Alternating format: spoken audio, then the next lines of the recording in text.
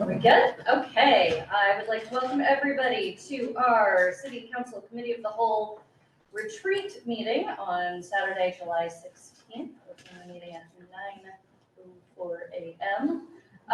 The goal of our retreat is really, we heard from council members, we want to talk budget. We want to talk budget priorities and get a sense of where we are as a council as we run into this new biennial budget process. And so since we heard that from council members, Zach and I talked about, well, how can this be a good process? So we harkened back to the strategic plan and all of that. So I think you'll see a lot of things in this meeting going back to that idea of dot voting and things like that for all of us that actually did those little dot voting.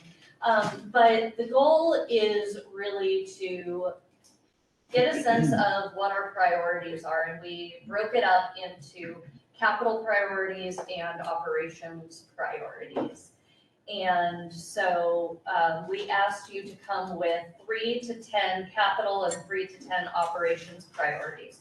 We gave some examples of, we don't want high-level priorities like human services. We want things like, we need 24/7 behavioral health specialists. So a little bit farther downwards, we're talking operations. When we're talking capital, we said, we don't want to just say we need more parks. We want to say, we want to fund PK, whatever in the CIP. We also gave instructions to look through all of our various plans, because not all of them are included in the capital improvement plan or in the strategic plan. So we gave links to things like the master mobility plan and the human services strategic plan, so that we have a sense of what are all of these overarching things that we and our boards and the community have said that we're interested in doing more of, or that we don't do very well in the case of the strategic plan. And so for our event today, we'll start out next with public comment, and then our CFO is going to give us an overview of the biennial budget.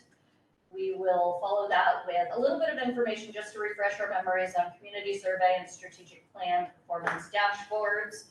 And then we're really going to go into the meat of our conversation. So we're going to have everyone share their lists of budget priorities, and then we'll kind of see if we can discuss and group some of those, because we figure there's going to be a lot of things that multiple people are going to bring up, and so we want to make sure to list those out.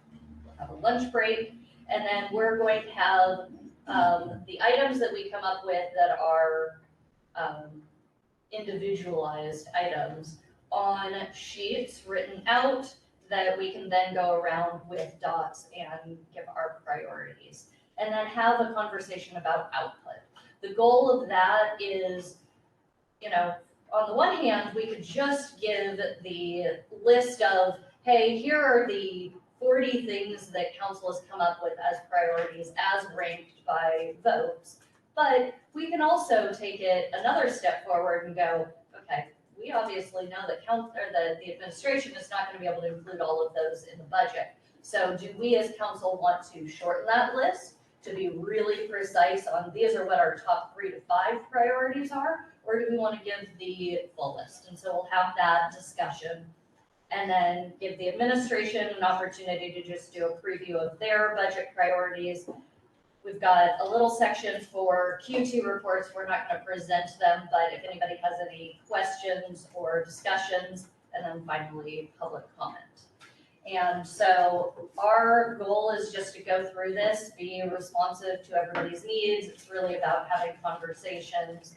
And so those are kind of my ideas. Zach, I know you had a few things you wanted to say as introduction. Yeah, and you covered most of them. That was a wonderful walkthrough. The only other thing that I'll add is to just be mindful of kind of where we're headed in terms of a deliverable of this. So it was really important to Lindsay and I when we heard from each of you that you wanted to have a discussion about budget priorities. that we think about there being a useful deliverable that comes out of it, like Lindsay was talking about. So if we do end up going with a more focused list and say these are our priorities, and we have a document that now we can hold up as we go into budget development, or that the mayor can use as she's coming up with her proposal, that doesn't mean that those are our only priorities. Obviously, this is over 2 years now instead of just a 1-year budget. So there will be a lot of important things that go on in the span of a biennium. But these are the most important things that council wants to get accomplished over the next 2 years. So just keep that in mind too as we're going through that exercise. That's the only other thing I would. Excellent, excellent. Okay, so clerk, can you let me know if there is anyone on the call? There's no one in person for public comment, but is there anyone who has joined us on the call for public comment today? Yes, Council President. Ann Fletcher, I believe, is on the line and would like to speak. Fantastic. Is there anyone else? Should I give the overview of Star 3 and all of that? That is the only member of the public in attendance. Fantastic. We would love to hear from Ann then. Ann, you're unmuted. You should be able to speak now. Hi, can you hear me? You can. Great. Good morning, everybody, council members and staff. Thanks for this opportunity. I am a resident of the city, and I also am representing people for climate action. And I sent in some written comment to you yesterday. I just wanted to make a couple of major points from that to refresh everybody's memory. My main thought here is this is a hard process to prioritize, and looking at your values, what you truly value, really should result in how you spend the resources and the time, the expertise that we have, and any additional that we need. And so this is a great opportunity to prioritize that expert time and sufficient funds for the implementation of Issaquah's climate action plan.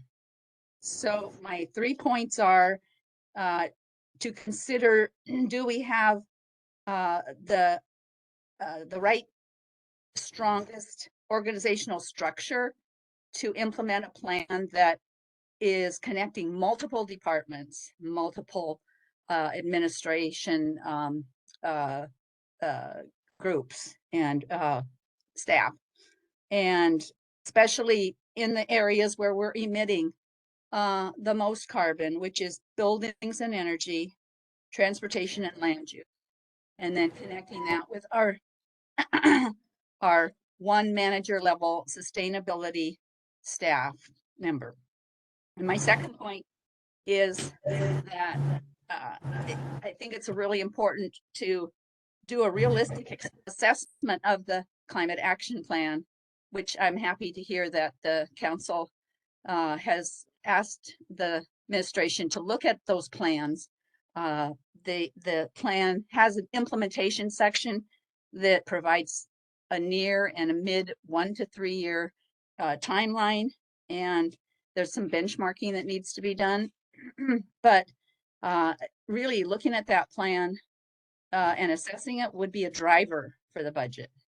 And the third point is to make effective use of the city funds to prioritize looking at this. This is a new plan and a new area that we haven't really delved into. And how do we get that integrated in and build in the time, the expertise, and the money to truly monitor and evaluate how it's going as it goes along, and be able to make the changes, to have the funds and the flexibility, and to have a rationale behind all of those items.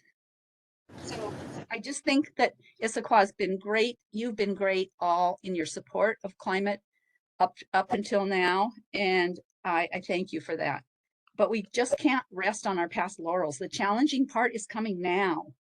And it's really easy to get distracted and tied up with business as usual. So I just ask that you keep that in the forefront of your mind to move boldly into this challenging future that we have. with expert time, organization, and resources to show that we really value addressing the climate crisis and we really plan to succeed and achieve these goals. Thank you, and best wishes for a really great retreat. Thanks so much. Thanks, Anne. We appreciate your comments. So seeing that there is still no one on the line, Clerk?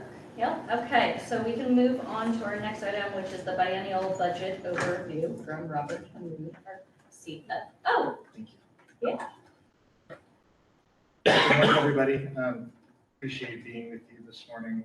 So what we're going to do is, I know we had some questions on how the biennial budget process works compared to the annual budget. So we're going to go over some of this, just a high-level overview of this, and then I'll answer some questions on it. So again, council ratified the biennial budget ordinance will take effect January 21st to 23rd. And again, the period it will cover would be fiscal year 23, fiscal year 24. So staff is preparing a 2-year spending plan for all government operations and capital spending for approval by council for that 2-year period. And next slide, please.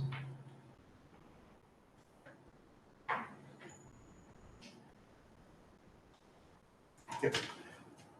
The budget ordinance will appropriate all city funds for the biennial period of 2023-24. So again, the appropriation will cover the entire 2-year period. But the operating and capital spending plans you're going to see will be presented for each year, both 23 and 24, totaling to the biennial appropriation. So again, you're going to fund one number for 2 years, but you're going to see each fiscal year separately in the spending plans. And next slide. So here's just an example of a spending plan. And again, this is subject to change. This is just high-level overview. 2 departments that don't exist within the city, so it's just a hypothetical. The Public Health Department, very large agency of ours. I'm sorry, do we have a way to make what you're showing larger on the screen, a larger fraction of the screen? Yeah, Chris, can you It's just very enlarge hard it to maybe 120%? Or just close off the stuff at the top? We need to see ourselves. Well, it should just be that 100% on top.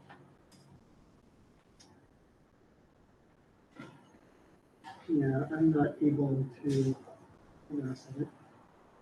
So pull as a side, we do have this in our email, if you want to view it there as I mean, I'd well, rather but- have this work since it's Yes. in front of us.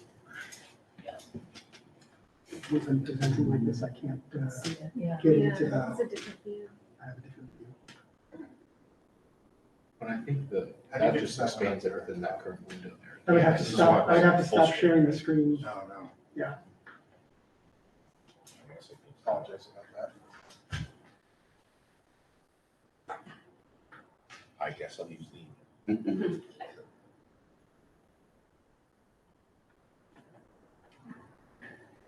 Let me know when you have a call. It's fine. Okay.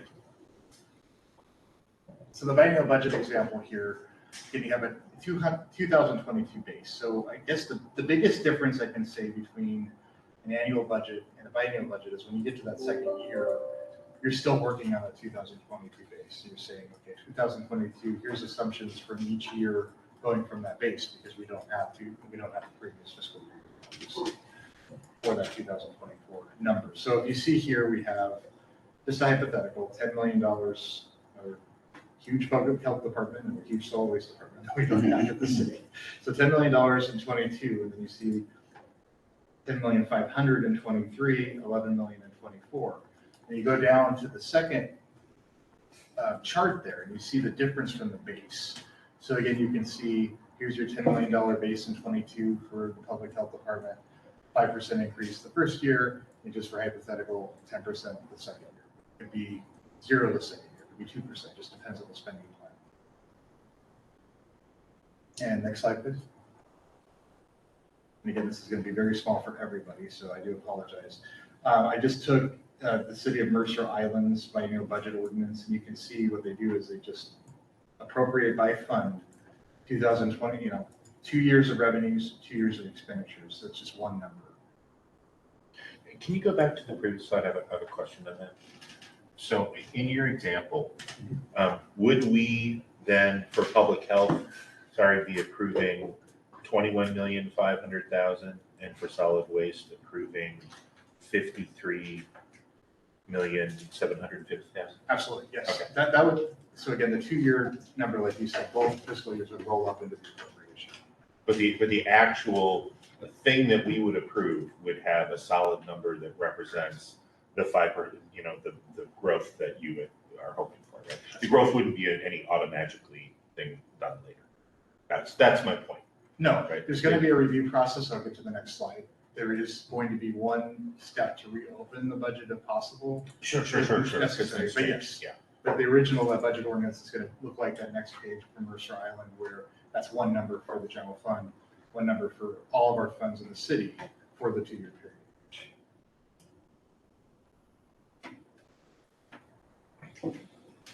And so the mid-biennial review, so this is the period, this is by statute.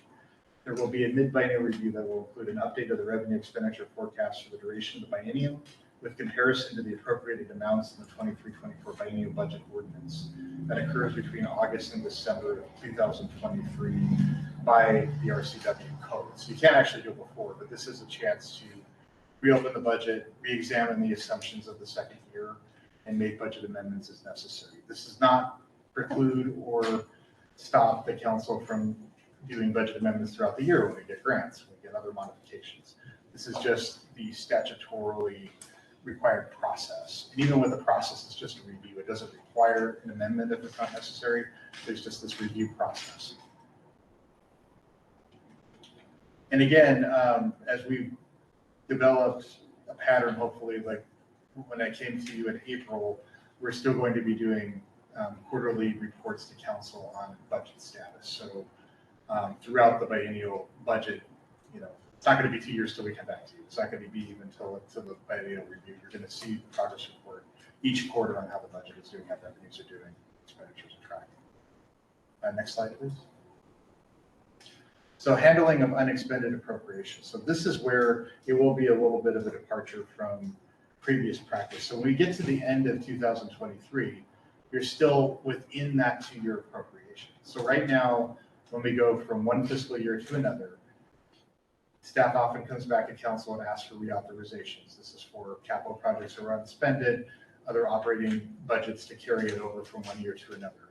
From 23 to 24, that process will not be in place because, again, you have that 2-year appropriation you're still working under. So again, if you have, it's obviously up to the executive to control how the spending is within the departments, but in terms of going to council for reauthorizations, as long as a fund is within that appropriation, no budget amendment or carryover would happen. So again, if you're in that 2-year appropriation, you go from 23 to 24 and there's remaining, it would automatically carry over that appropriation on the remaining balance from the first year to the second year. Because again, you're technically in one appropriation for both years.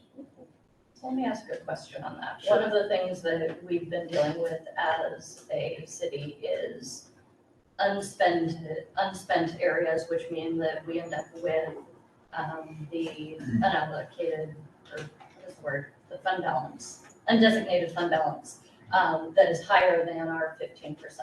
So if I'm interpreting this correctly, that means that we wouldn't necessarily deal with that in the midterm. But if we end up with 2 years of underspending within several departments, that could end up at the end of that with even larger portions of undesignated fund balance that just hasn't been spent during that period of time. Again, assuming the underspend is still happening. But again, this does not preclude council from coming back and asking for a budget amendment or reallocate from one fund to another. So you can still reopen, that and you can still appropriate additional funds. So do we anticipate having, because this has been something that has happened year over year, do we anticipate that being something that we plan to do during that mid-year? And I see City Administrator Bob Kowitz up there raising his hand, so I'll turn over to him. Yes, so thank you, Council President Walsh, members of the council. Good morning. Sorry, I'm in town, but not with you there. As I think we've talked about the issue of underspend and the growth in the fund balance, the administration is committed to continuing to spend the dollars that the council budgets. And so if we do have underspend as we move forward, I think certainly it's our plan as we would come in for a second year of a biennium to address that. So I think, as Robert has said, certainly it doesn't have to happen, but I think as a practical matter, it will happen, certainly in the near term. Today really is the beginning of the budget process. As I think you will hear a little bit today, and as we go forward, we're still a little uncertain about a lot of things when it comes to our budget. And so we're going to continue to make our best estimates. If there is underspend, we're committed to continue to invest that back into the community.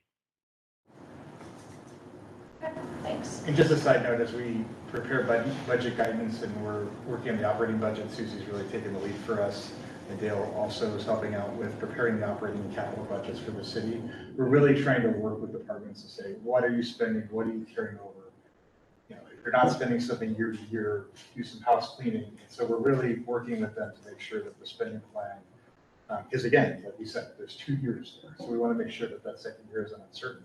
So we're really trying to clean it up, justify everything, and then present a spending plan, obviously, to the council that is realistic. Thanks. And so the next slide. So I just want to have a disclaimer on this slide. I know we've been asked for questions on, what the fiscal picture is looking like. This is very preliminary. We have until at the latest December to adopt the budget. There's a lot of moving pieces and changes. For the purpose of this, we're just trying to show that with some of the assumptions that we have right now, that the city is still not in a situation where we're in concern. We're obviously monitoring everything, but I just want to show that right now our revenues seem to be stable on the general fund side. So when you're looking at this chart, this is just the general fund. This does not include capital. This does not include REIT, LTAC, any of the other funding sources. This is just general fund. And so what we're looking right now is pretty much we're just trying to show you the trend line. The revenues are still tracking over expenditures. And again, that does resonate to having that ending fund balance, but the numbers in here are subject to change. So I just want to make that very clear that this number could be a revolving target, but right now as we build the budget, we are putting certain assumptions in the expenditures about cost of living increases, healthcare increases, everything for the 2-year period. Because when we look at the 2 years, you have to make assumptions not just for 1 year, but for 2 years. And so what we try to do is track it on a 5-year forecast to 2026, just to show what the trend lines are at this point. But this, again, this is one point in time. December, even November, even September could look completely different from this picture. What we're just trying to show right now is what our capacity is at this moment in time. Yeah. Subject to change. Chris?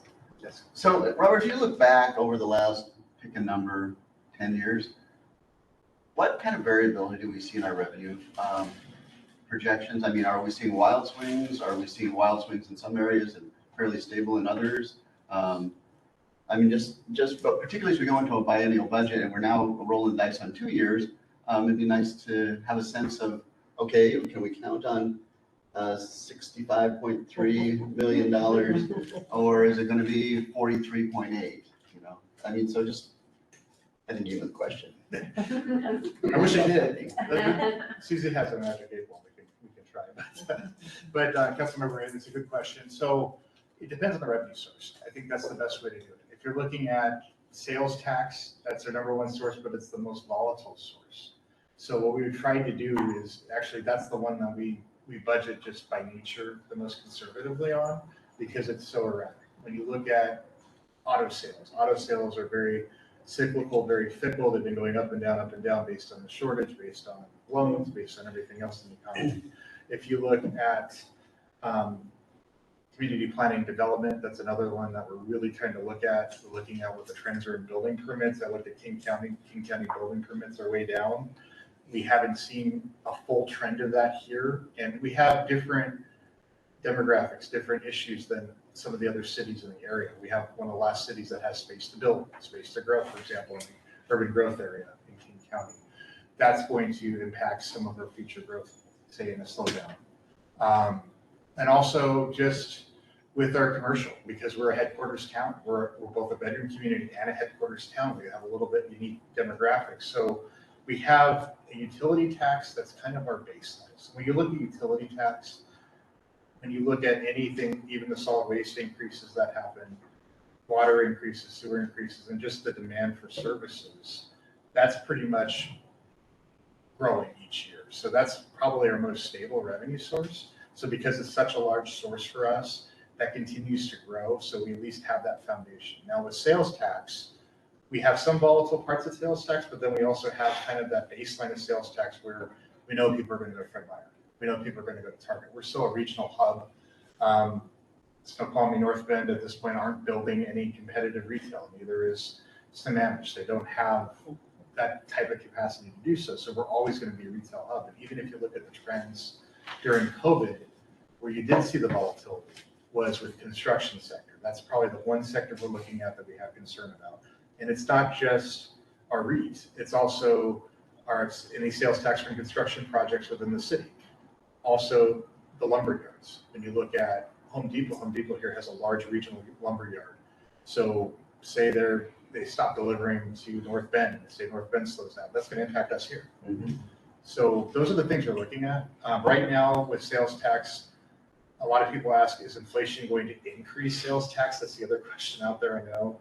And the answer is yes and no. Yes, you might see a small bump, and I actually heard some of the national statistics on retail yesterday saying that there was like a 1% increase in retail, but that was probably just driven by inflation. But where does inflation start to cut into people's consumer spending habits? And you look at, okay, they might spend more at Fred Meyer, but they're going to spend less at Marshall's, spend less at a high-end boutique, and maybe less at a mom and pop store. So there's those issues going on. But the other thing that's also volatile, that's difficult to forecast, but we have a pretty solid trend over the past few years is our B&O tax, so business operations tax. When you look at the gross receipts, and you look at the expansion of Costco, you look at REI coming in, you look at some of the other large corporations that have a presence in the city, that's been growing. That's been growing pretty strong. So the city, barring a mass exodus from Washington State, that probably won't happen. We're in pretty good shape to weather a recession, with the caveat that we could see slowdowns in construction, and that is the sector that we're looking at. And construction does count for a lot of our sales tax. Now, REIT is a different story. REIT is more volatile. That is not in this number, because REIT, again, is budgeted separately and appropriated separately for capital projects. That is something we're going to come back to in later weeks as we get a better handle of it, because it's pretty erratic. Because the good news is commercial's been very strong. There's been some large commercial acquisitions in the community, but there's also been a slowdown in residential. What does that look like in 2-3 years? That's a little more volatile. So what I think would be really interesting as we go into the budget is not to do a prospective, but to do a retrospective on revenue. So give us a look back and say, over the last 15 years, here's what we projected, here's what came in. Because then we'll see how good our projections have been historically. And that will give me at least some confidence that we might have some sense of going forward. Now, what's interesting, and we absolutely can do that, we can provide that. What's interesting about that is there's certain trends in there we would have to pull out. For example, the city still grew the revenue sources in 2008 and 9 because the Highlands is growing like crazy. Taos is growing like crazy. The permits are already pulled. So everybody else is going down. Issaquah was going up. So there's some of those items in there. Sure. And always will have footnotes, right? Can't get an account without footnotes. Yeah, and of course, the biggest footnote being 2020. So we've been looking, and actually when we've been forecasting, we're looking a lot at 18 to 19. So we certainly can share that information going into our August update, take a back look history of each revenue source. So what I'm hearing is there's a definite interest in getting to know some of our past trends and some of our future assumptions on revenue and expenditures and all of that. And I'm happy to take other questions, but this meeting is really about creating our priorities. And this is just a teeny tiny part of it, because we're not couching our priorities in what the actualities are yet. We're setting a sense of here's what we want to accomplish. We'll give that to the administration, see if they can find ways to do that. And if not, we come back to the budget and figure out what we might need to make adjustments. So, Councilmember Hunt? Oh, I thought I'd seen yours when, Chris did. Thank Go ahead. So this may or may not be a question on a 5-year time horizon. You said something interesting, which is we're one of the only communities that has a sizable amount of development space left. Do we know when we're projected to sort of run out of space? Because that's going to fundamentally change our financial model. Do we know when that occurs? CBD questions. Well, this is Andrea Snyder. I think we look at, when we do the budget, we look at what is the development interest, who's the serious development interest over the next couple of years. And I think we have a decently accurate picture of that, just based on how long that development process takes. And so we have been, as you know, inventorying our buildable lands. I think we are making the shift. We're about to make this shift from having any greenfield development to redevelopment. And we are seeing some interest in redevelopment, but that is going to occur at a much slower rate. And so I would say that transition's starting to occur right now and will really occur after the next biennium, to looking at more of a redevelopment mix. So it is within the next 5 years, but not within this biennium. But it's going to mean that our ability to project based on past performance is going to go down, right? The uncertainty levels are going to go up because we don't really know what that model is going to look like the way we've known what it's looked like for the last 20 years. I think that's true. We still have areas that have not been built, right? There's the Swedish development agreement. There's plenty of larger parcels in the Issaquah Highlands. So we're going to be seeing a mix. Like I said, we're going to be in this transition area where we're going to have some greenfield development that we can see and predict, and then we're going to be having more and more redevelopment of our central Issaquah area. So I would say that next 5 years is still going to be a mix with 1, maybe 2 redevelopment projects, still greenfield, and then moving more into the redevelopment. All right, thank you. Councilmember Hunt? Thank you. So you explained a little bit about how to think about inflation on the revenue side as far as how it might impact behavior of different sectors, but I'm wondering if you could, and maybe this is a conversation for later, which is fine, but at some point I think it would be helpful to understand how to think about inflation, because that's such a big issue right now in terms of both revenues and expenditures, and how to factor in the fact that we're seeing very, very high inflation. So at this point, again, because the numbers are changing monthly at this point, we did build in some of that going into 23. We built in higher cost of living increases, and here we built higher inflationary increases than we did in the out years. And so again, these numbers are subject to change.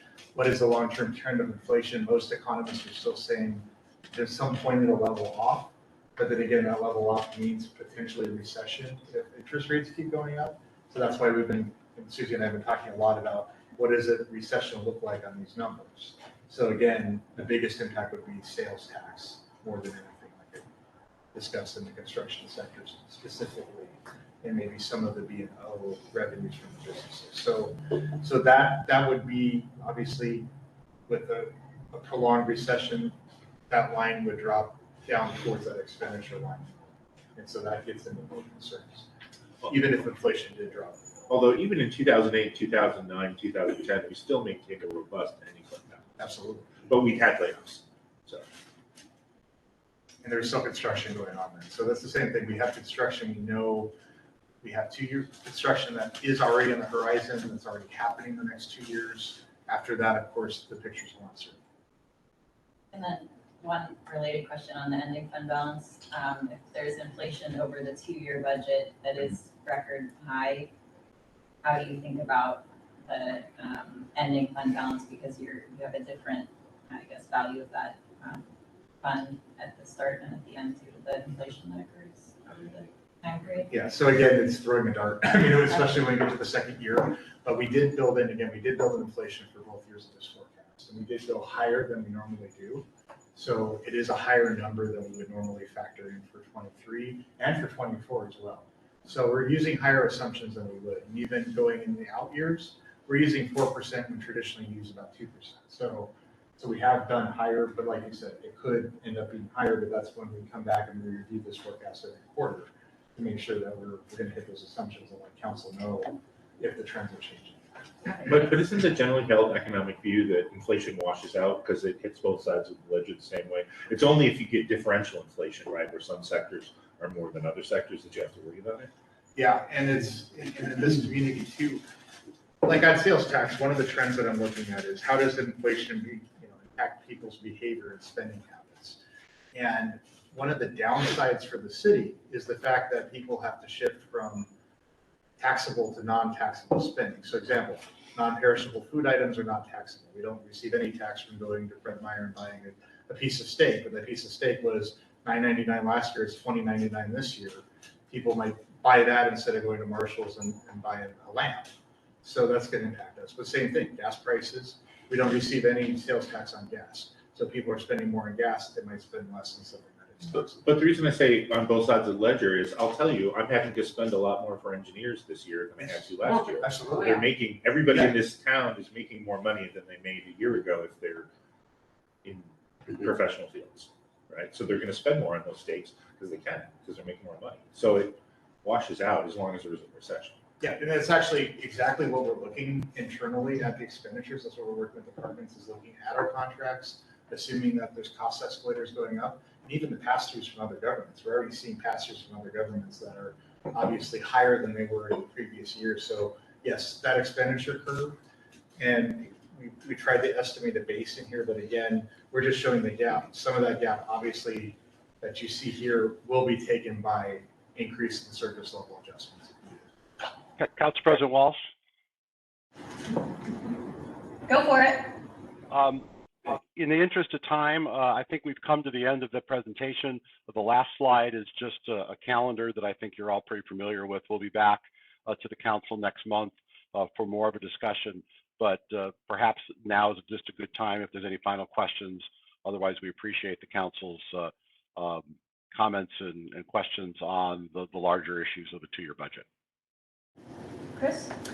The clerk would request that when somebody has the floor, they should speak a little bit more loudly. We're having some virtual attendees saying that they can't hear quite so well. Great.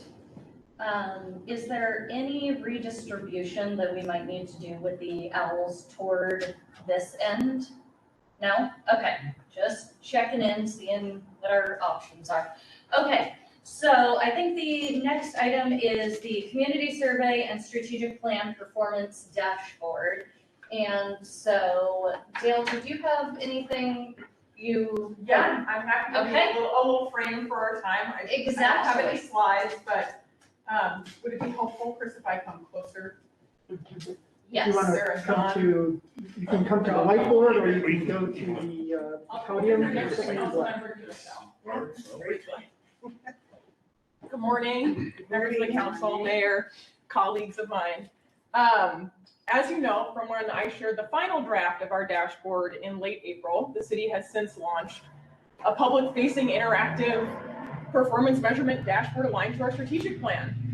Very exciting, and a goal that we've had for a number that predates my time here at the city. The dashboard went live on June 1st. It was promoted in the mayor's newsletter in early June.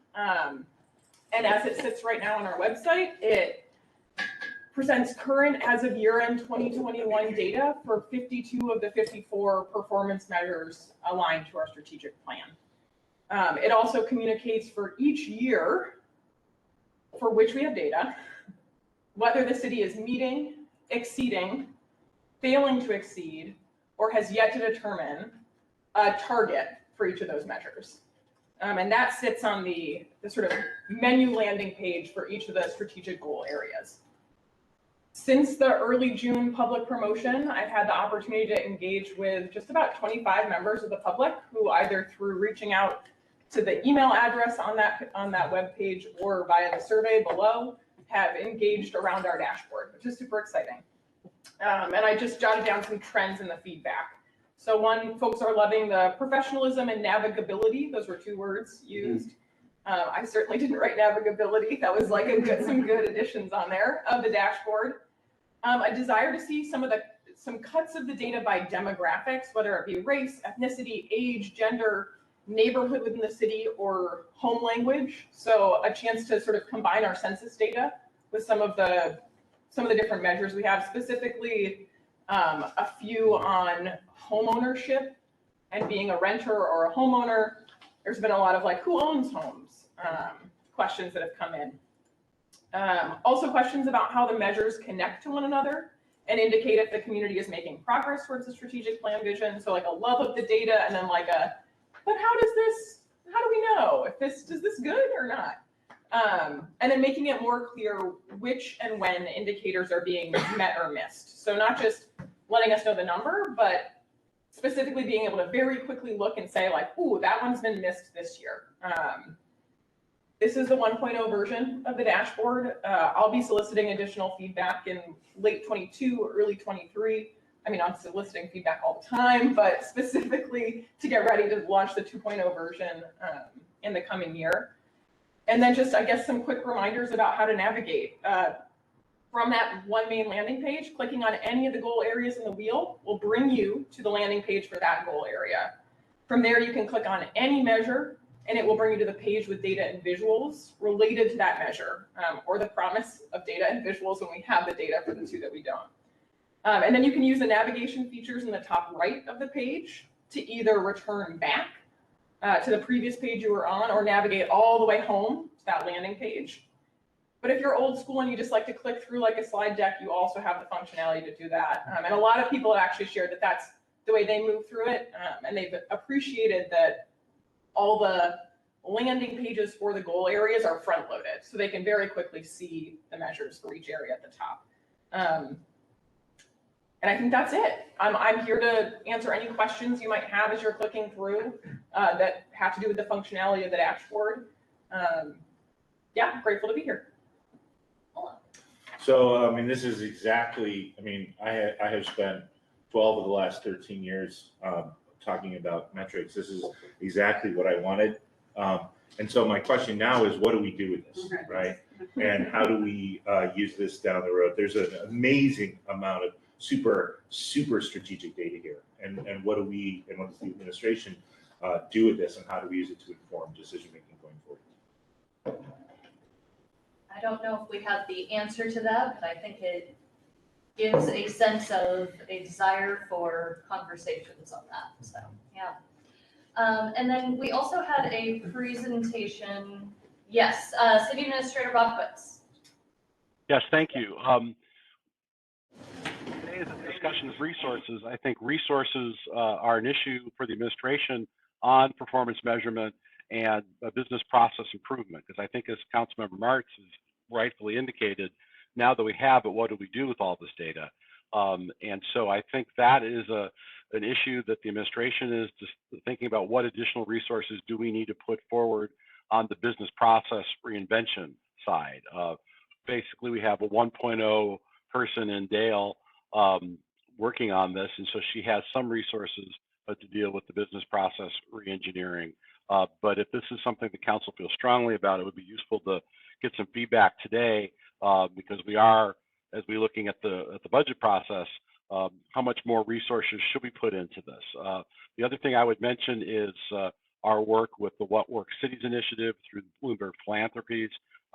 That takes up, Dale, probably 10 or 15% of your time working with other jurisdictions on this. We're starting to have other staff and other departments work on some of these projects. So, Council President, members of the council, as you're discussing resources and priorities, you might want to keep this one in the mix, because I think from the administration side, we're grappling with how much more resources should we be putting toward the area of performance measurement and business process reengineering versus other competing priorities. Great. Tola? So I totally understand that, and understand needing to maybe bring in some expertise to think about how to redo some processes. I mean, I'm hesitant to tell the executive branch how they should run their own place, but you know, in my organization, I have my directors that I ask them for metrics of performance, and I evaluate their performance based on their metrics, right? So this seems like something that, an element of this could be that some of these metrics are owned by your directors, and they use that as they come to us and talk to them about the health of their departments. But again, that's, just an idea. Wally, you're back up. Yeah, no, I agree with that. I think one of the challenges we're facing, and I think other communities face, is there's a bridge needed.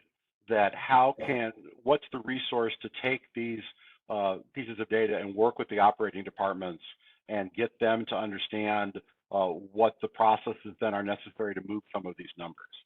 And so it's really two different kinds of resources. It's that central administration additional resource to work with the department, and then what programmatic resources the department might need. So there is no right or wrong answer, but I think there are two different buckets of resources. One bucket from the department, and then one bucket, again, to help the departments understand the data that's being generated.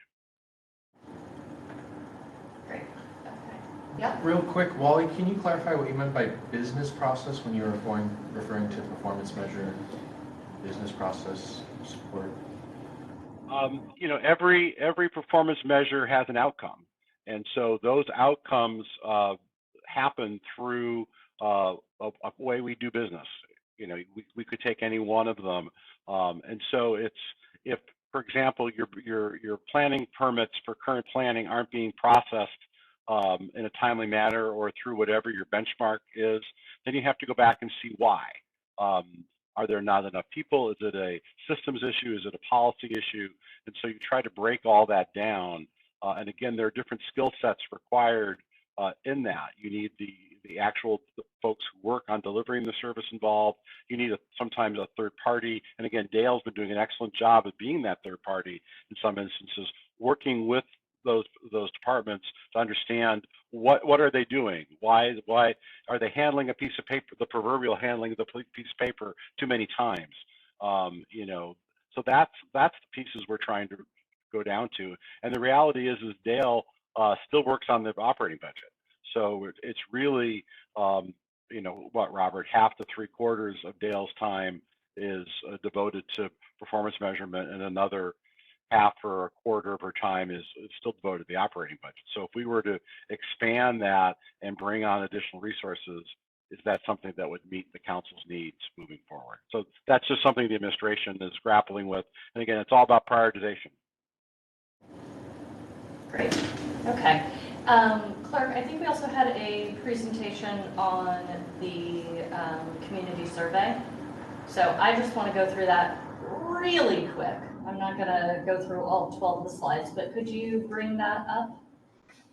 Great. So again, on the community survey, as we are couching our priorities in what are our needs, what did we find in our strategic plan, what do we have in all of our various other plans, in our capital improvement plan.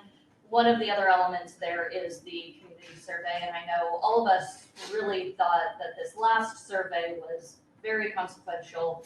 It was great to be able to see the important satisfaction analysis and all of that. So whenever you are ready to pull that up, I think I'm just going to go through the first few slides. So, and next slide. So, yes.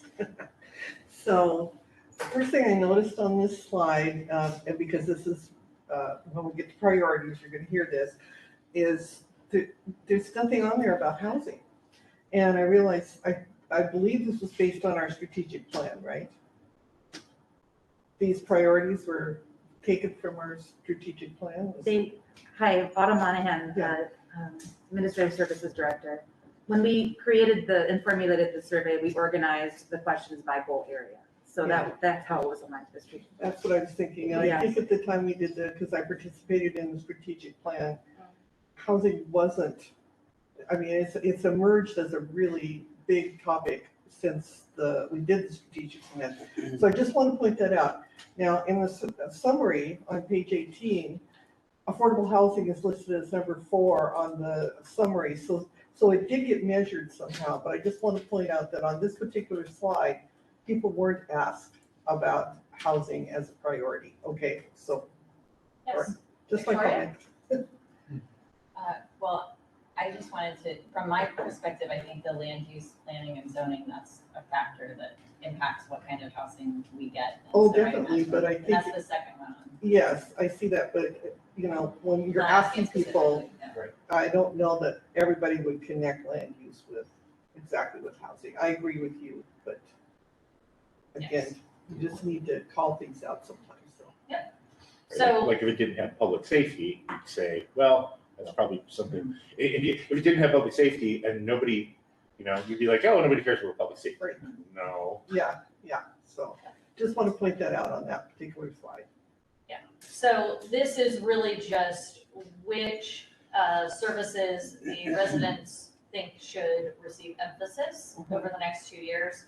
We can clearly see that there are 2 or 3 at the top that are very consequential. The flow of traffic and congestion management on Issaquah streets, land use planning and zoning, and then maintenance of city street, sidewalk, and infrastructure. As we go on to the next slide, we can kind of see the percentage of satisfaction versus importance. And so the flow of traffic and congestion management was highly important, much lower satisfaction. So we've all seen this before. I don't want to dig into what each of those elements are, but I just wanted to make sure we're using that as a place to kind of talk things through. Can you go to the next slide? This is our very famous quarter situation where we can see, again, the areas where lower satisfaction, higher importance, and then also the continued emphasis where there might be a little bit of satisfaction there, but still very much important. And so I don't think we need to go into the rest of this because it's just breaking down the areas. But if you want to go to slide 12, that's the summary. So the piece that we don't want to miss is that satisfaction in Issaquah is much higher than other communities. So we still have that as a baseline. We've got a lot of positive perception, but there are areas that are emphasized as top areas for improvement. And so those are many of the things that we already know, but we now have data for and see our continued emphasis. So in order to keep on with our schedule, and I am keeping us on schedule, we have at this point a break if needed before going into budget priority setting. How are we feeling? Break, no break? Roll on. Keep it going? Yes, love you people. Okay, fantastic. Oh. So our next part is really about giving, and that's, I'll intro.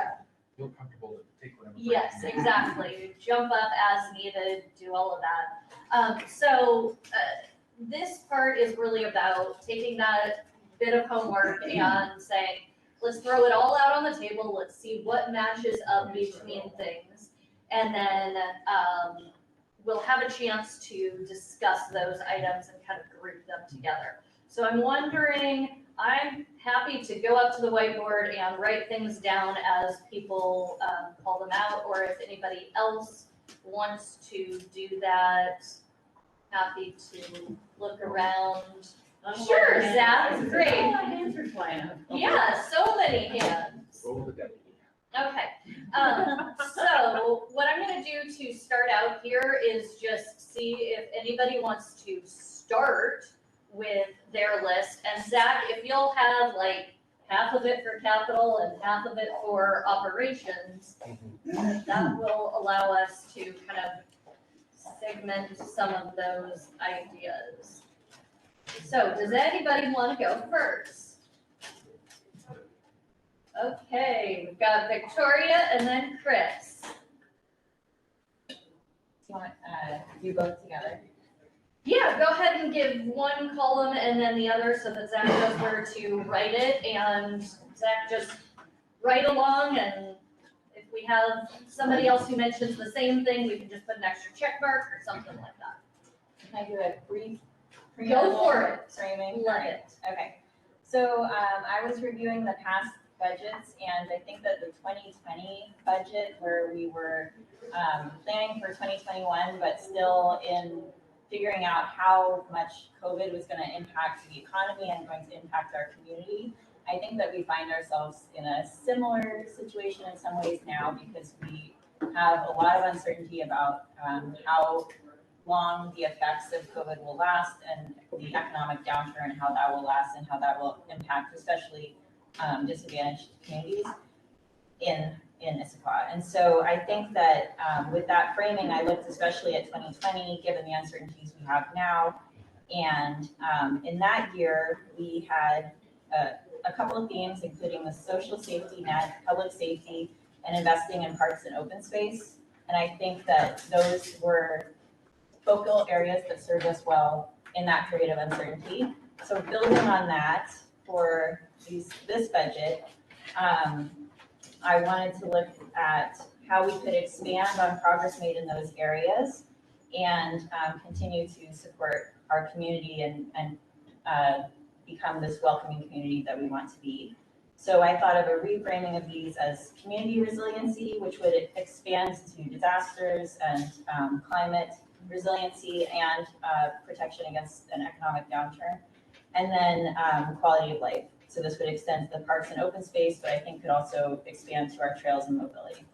So with that, I think of the green necklace as one idea that I really want to work on. And so there's a number of priorities that get to that in my capital improvement list.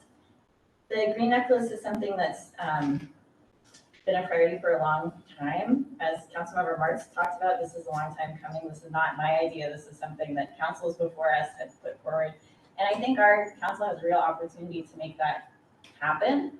I think it also speaks to a number of things that we want to do in the near term to set Issaquah apart in terms of quality of life for our residents. And it speaks to the community's need to do better planning for growth and land use and becoming this welcoming community that we so want to be. And additionally, we had this conversation recently about our park system and all of the benefits they have, mental health, social well-being, place to gather, as well as physical well-being and getting people out of their cars and all of the things that we want to be as a community. And so I think that, to use an analogy that I really like that Councilmember DeMichelle started, I think that investing in the green necklace is like creating a college fund that better enables all of the beautiful children of all of our park systems to thrive. And I would love to make this council have that become real. So with that, my first capital priorities are the ones in the green necklace. So that's Creek Corridor, PK 045, Valley Trail and Creekside, PK 12, which currently starts in 2026, so move that one up. Tibbetts Creek Trail, TL 009. And one additional note there, the PK 45 Creek Corridor, I had a conversation with Director Watling. He indicated that the costs on that are likely to be higher than estimated. The first one's Creek Corridor. Thank you. Yeah.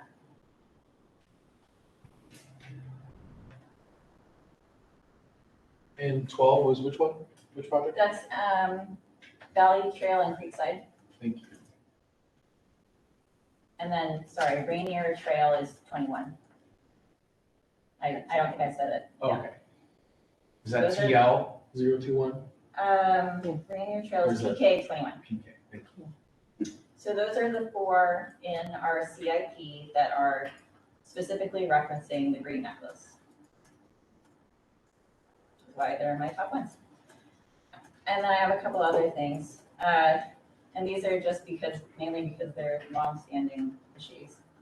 Squaw Mountain uphill bike lane and sidewalk. It's not in the CIP, it doesn't have a number. It's in the, I think it may be added now. It's in the MMP and it's in the walk and roll.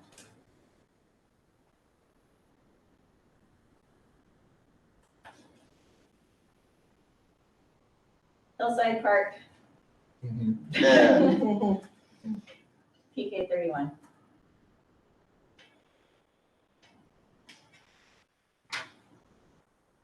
And then pavement management and the annual concrete management, that's TR 30 and TR 54.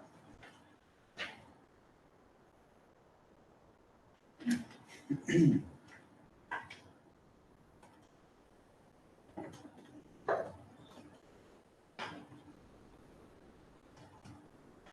gonna run out of space. Fantastic. So that's your capital list. Do you want to go over operations list? Do you want to get everything? Do everybody's capital? Okay, sounds good. Then we're off to Chris.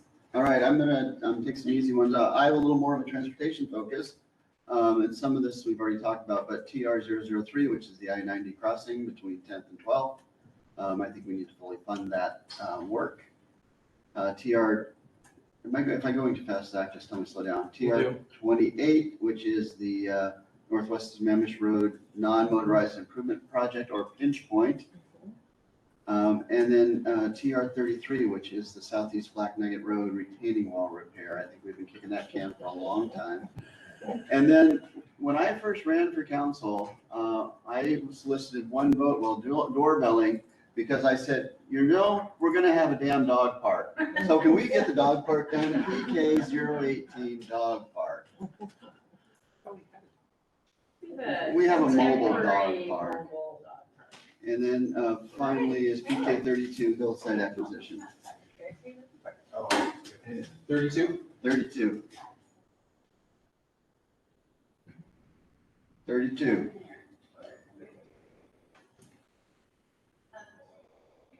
I'm gonna do capital on one side and then flip it to operating.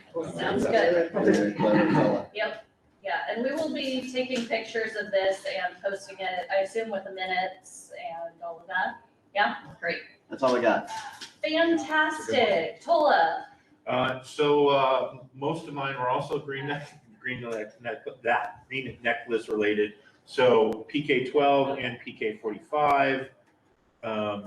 To that, I would add ST 009 Squaw Valley Park South Creek Restoration. Which number? ST 009 Sierra Tango 009 Squaw Valley Park, which I consider part of the necklace.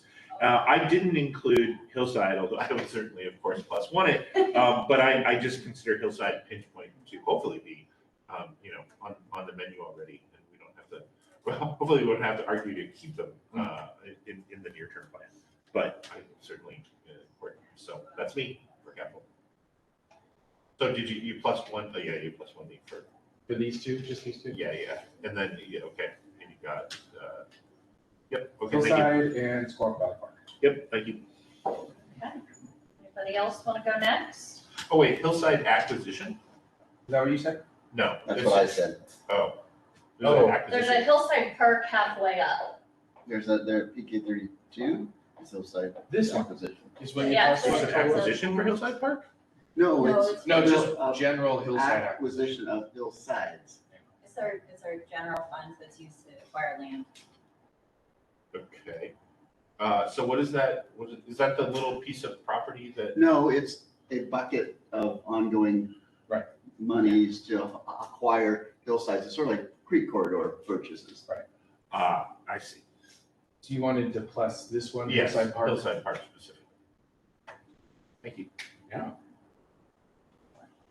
Go ahead, Bart. So I have a very short list, but TR 028, Northwest Sammamish Road non-motorized project is definitely the top of my list. I think it's been, let's finish this long promised project for that particular neighborhood. Yeah. And then I don't have a CIP number for this, but the TOD project has just got to be up there somewhere. Let's be sure we have the funds allocated for that for the next 2-year budget. Right? So is TOD a capital or an operating cost? That would be more operating at this Operating? point. Okay, all right, I'll hold off. Zach's running around the circle. Okay. Okay, good job, good job. Oh, and then plus one to the green necklace, so. Okay. Well, should I add little strikes for you, were those on your list, Barb, or would you rather that just be, because we'll also get to the point we'll be able to Do vote dots. dots, Yeah. so. Yeah, that'll be fine.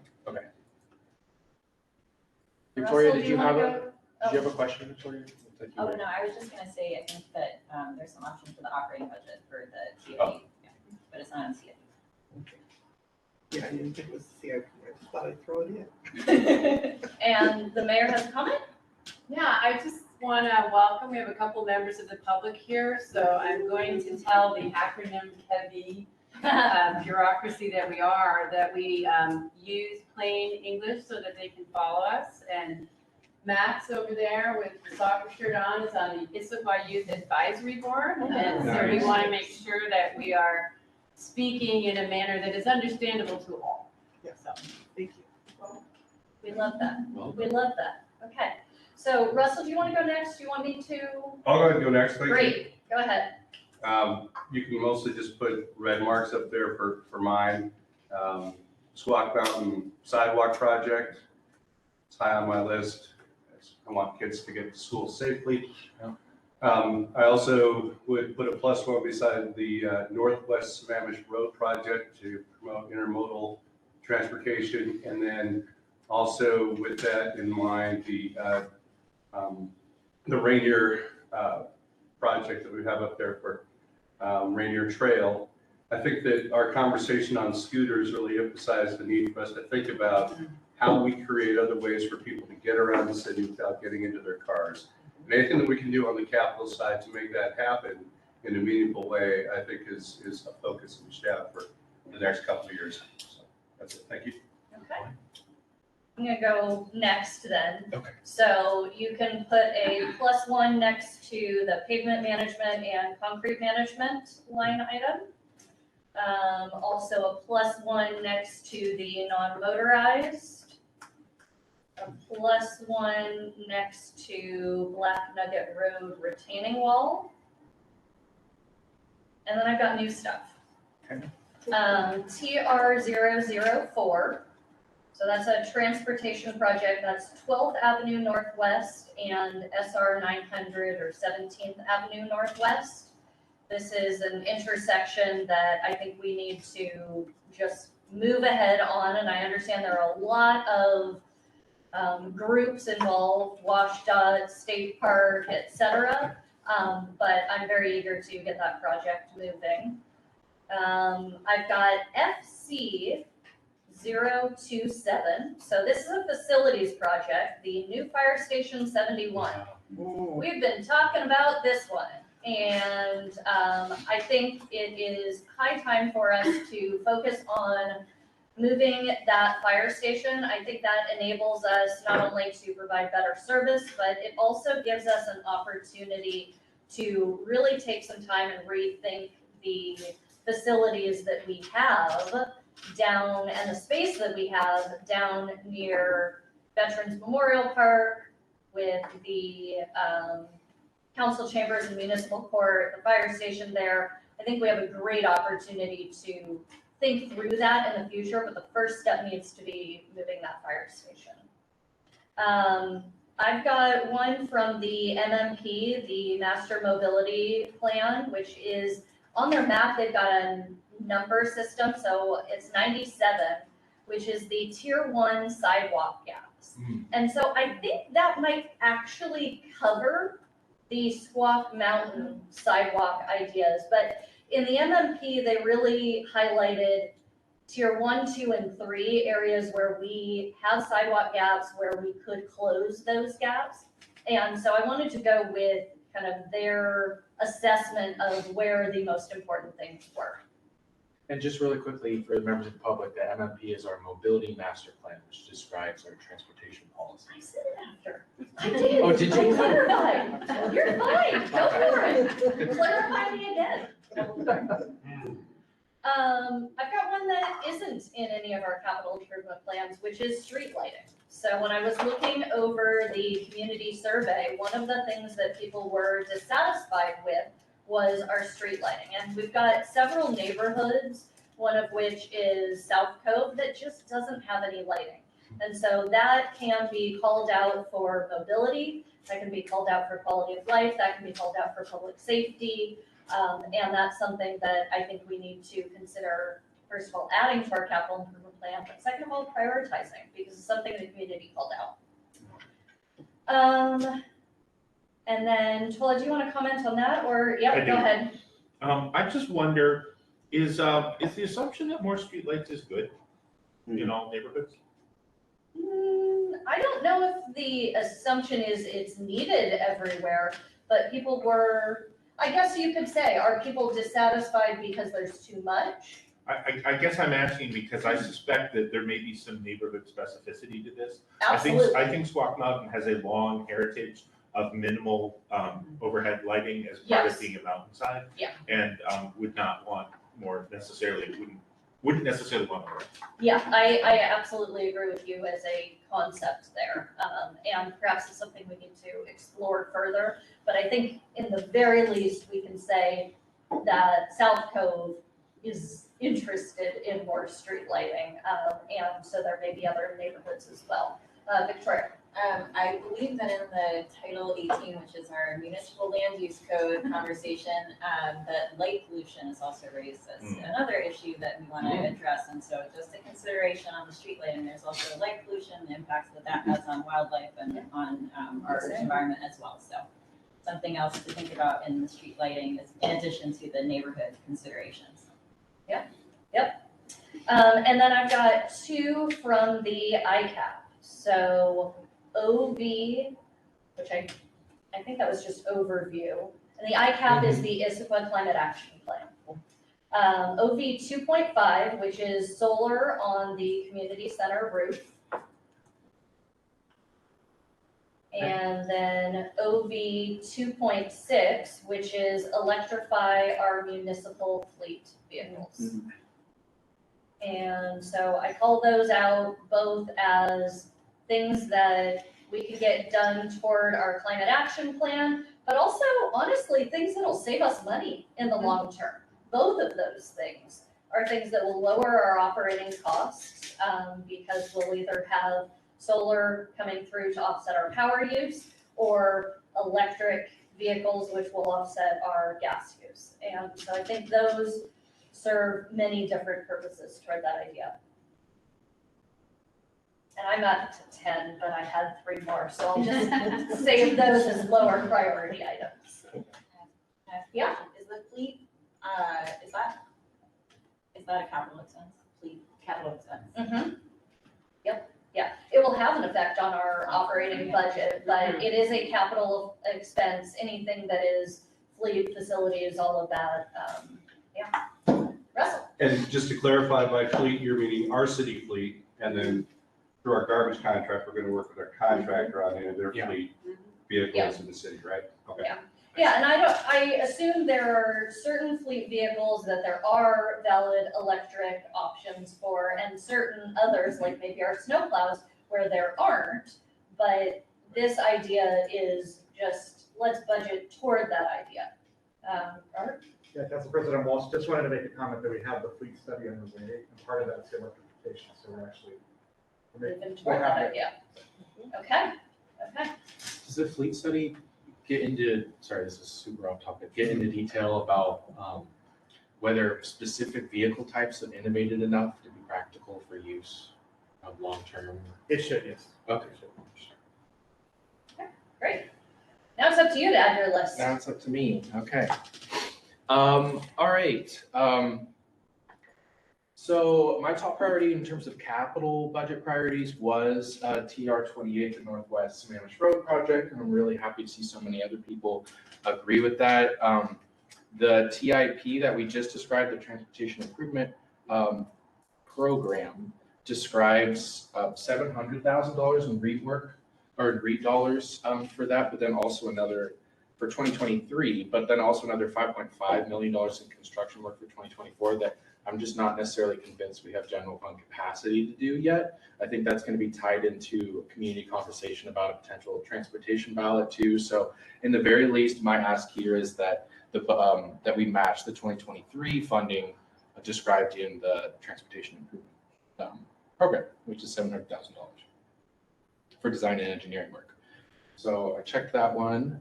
TR003, which is the Central Issaquah multimodal I-90 crossing. Did someone, I thought Chris mentioned that. Yeah. That's another big one for me.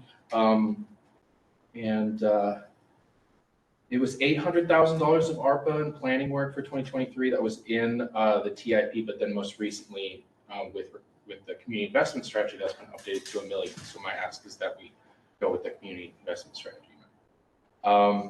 And then a couple other things, PK12, which is Valley Trail and Creekside sensitive land acquisitions, which I agree with. PK18, the dog park, I completely agree that we need to be prioritizing the funding that's described in the CIP for that. PK32, which is hillside acquisitions, I agree with that. And then PK45, creek corridor, I agree with Vicki on that being an important priority and a component of our green necklace over the next 2 years. A couple other things I wanted to add. There's been a lot of community satisfaction with recent funding within our pavement management program, our annual concrete maintenance program. So I will +1 to that, but then also add Water 15, which is our water main replacement program, which I think there's also been a lot of satisfaction in that. So my ask for those 3 things is that we continue to fund it at the better level that's currently envisioned in our CIP. And then I will add, I'm not sure, it's not very actionable yet, but just for the sake of discussion and for the sake of feedback for the administration, I want to add consolidated city hall to this list. I know it's not a capital project that we can invest in right now, but I want to make sure that we're thinking about what that can be, how many different goal areas we could check off the box with a facility like that, and where that could go. And we need to start thinking about that in the next couple of years. Zach, toward that idea, do you envision any operations costs related toward the idea of creating a consolidated city hall? Or, because I think you're right, we probably don't have the ability to. It might be better in operations in terms of thinking, do we have the staff or consultant capacity to begin this work and to start thinking about it? So yeah, maybe I'll run yeah. to the other side real quick. Anna, do you want to chime in on that? Yep. Since facilities is her game. Yes, so we just recently issued an RFP for project management services to help us in a few key areas starting this year. In fact, first around just assessing what space we do need. And then my goal is that we have some options for council to consider next year as far as, are we consolidating a city hall? Are we purchasing? Are we leasing? What are the options with some rough order of magnitude of cost? So that we really can start formulating a plan for what's next. That's great. So I know that's coming before Services and Safety Parks in just a couple of days. Yes. But I really want to see us get going on this. I've seen this topic start at least, I'm going to say 4, possibly 5 times in the last 12 years. So let's actually have this plane take off the runway, because I don't want to see us go down the runway for a while and then slow down and stop it. Yeah, fair. Thank you for that, Councilmember Martz. I think one of the things that is going to make it happen this time is that we had a pandemic. We had a complete upheaval in how we work, and we are now really starting to understand what the future of work looks like. So we are tracking other businesses who are trying to figure out what their space is going to look like. I feel like we're in a really strong place. And I think Autumn's groundwork that she's doing right now, we're bringing you something. We are bringing you something. That's it for sure. City Administrator Bobquist. Just to amplify everything that's been said, City Hall Northwest is closed. As far as, our moving forward to a consolidated City Hall, we have largely been consolidated since we closed City Hall Northwest in March of 2020. So we've not talked about it a lot. And again, the item on Service and Safety Parks coming up is really the first opportunity. But we have made a pretty big strides already to do that in the midst of everything we've gone through. Great. Russell? And just to add to the conversation on the future of a consolidated city hall with other services, with respect to the courts, I know they're always looking to add other cities. I'd also throw out that after the most recent Supreme Court decision on Indian sovereignty, that we also reach out potentially to the Snoqualmie tribe to see if they would like to join as well. Since North Bend and Snoqualmie are already part of our consolidated court system, if we can provide a stable court system with competent representation on all the different sides, whether it's the defense or the prosecution side and the judge, it helps when the state is looking at whether or not they intervene on these cases or whether or not the tribe is able to stand on its own and do the things it needs to do for its sovereignty. So if we can help in that effort and still get more services provided in a consolidated court, I think it's a win-win on both sides. So I just ask that the administration take a look at that as a potential customer as well. I want to enthusiastically plus one that, and because we're in a retreat, give me 30 seconds to talk about. So when we may have other opportunities to partner with local tribes, but I've been thinking recently about the lands acknowledgement that we often do at meetings, and there's a court case on an educator in Seattle who's gotten in trouble because they want to use a different land statement. But we need to do more than have land statements, right? And if we as a municipality have an opportunity to assist local tribal organizations, I think it would really behoove us and put some meat on those on the sentiment that we so often share about the tribes. +1 there. So I'm going to +1. Thank you, Councilmember Martz. I have an ongoing, Juliana's not here to remind me how often, but it's a monthly or a quarterly meeting with 2 of the tribal council members right now, where we are coordinating our efforts and like co-promoting each other's human services grants and all the rest of it, and working on finding other areas where we can work together. And we will have a land acknowledgement at some point that is very Issaquah specific for all the tribes that have ever been in this beautiful area that we live in. And so that work is ongoing and it's very exciting. And thank you for bringing it up again. It's really exciting work. Great. Yep, okay, Zach, you're running back in.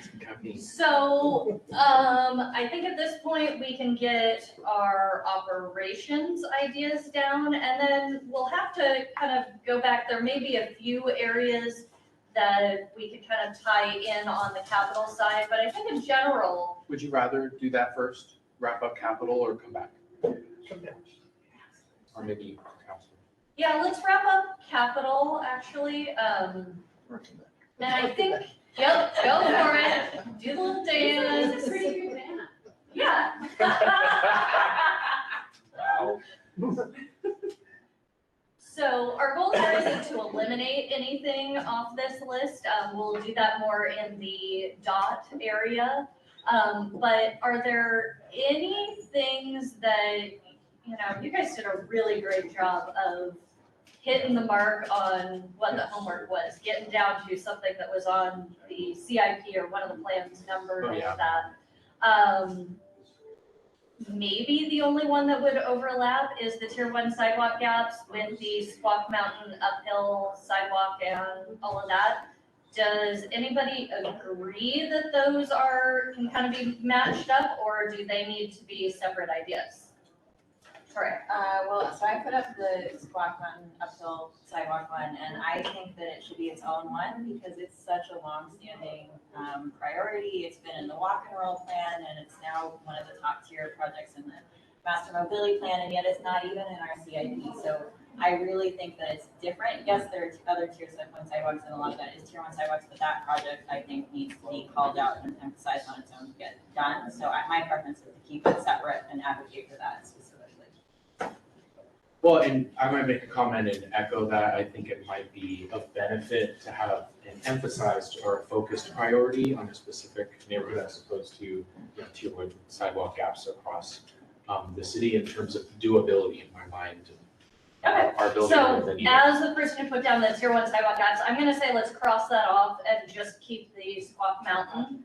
because I don't want to have people feel like they have to split votes between those. So yeah, just cross, yeah. Wasn't sure if I should keep it for public record. Yeah. And then I think all of the others are really distinct projects. And so the goal will be to have each of those out on sheets so that we can put out our votes on various things. And then let me just count how many we have, because I have to figure out how many votes. Pavement management program and the concrete management plan are technically two different items. Do we want them to be two here? They cover two different things. One's roads and cars, one's people. Yeah, I like them together because it's the idea of maintenance over new projects, but I could see them as separate. Anybody else? Two for together, I like it together. three for Great. together. Okay, let's do it that way. All right, quite important. All right. And then the green necklace projects, those are each individual? Right. Okay, so we've got 4, 5, 6, 7, 8, 9, 10. I guess that's a conversation for council. If one of the priorities we could vote on that could end up on the list is green necklace, is that as effective as calling out a particular project that is a priority for us in the coming biennium or not? So that would be a question I would raise in Victoria House. Well, I think that if we can, why I propose them all together is because, like I was saying, I think if we invest and start taking steps on all of these at this point in time, then that's the way we actually get this done. So I would put them all together. I think that we've been doing kind of pieces every once in a while, but the green necklace, the whole idea is connectivity. So I would put them together. Right, that's two. That's a good point. And I would put them together, but for a different reason, which is I want us to invest in the necklace, but the nature of acquisitions and whatnot is that sometimes opportunities pop up in some of the buckets more than others. And I want to vote for acquiring lands in the necklace and working on the necklace and let Parks and the administration figure out where those opportunities are within that. Okay. Good point. That's a good point. I think these two are the ones that are acquisitions. That's a good point. Yeah. So we've got 2 up there that are acquisitions and 2 that are trails projects. Do we want to count those, one as green necklace acquisitions and one as green necklace trails? That's probably. Friendly amendment. I would like to keep them together just on the basis of their strength as a grant project. If it's seen as a whole, while we might not get funding for any one of them at one time, it's stronger if it's seen as an overall project to kind of get, Tibbetts Creek Trail funded, for instance, if it's seen as a larger project that the state or any other funder can see as a long-range goal for us that we're really committed to it. So are we feeling like all 4 of them together or acquisitions and trails? I'm seeing lots of nods. All together. Together. All together? Okay, so then. So that's one. That's one, yes. 2, 3, 4, and this is together. Yep, Dang it. 1, 2, 3, 4.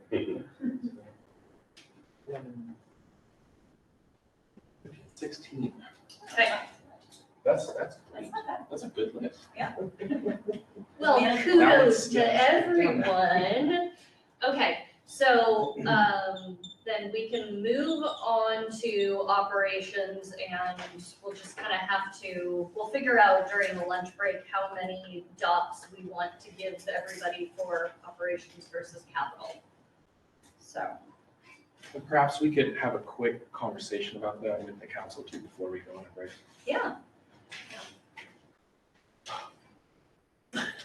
I think you can just pivot it Thank too. you, guys. All exactly. He could have Oh. pivoted, but he Oh. wrote them upside down, so. Yeah, and I don't want to Yeah. break it. Yeah. I don't want to break it You're on giving me camera. ideas for the next social event. You're saying rotation about Y, not rotate about Z. Yeah.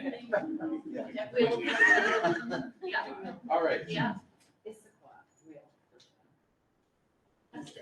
Okay, so this one is a little bit more difficult because we don't have specific, like numbers and call outs from the CIP. So there may be more, people describe them in different ways and we might need to adjust together. But the goal is to get your 3 to 10 operations priorities. Tola.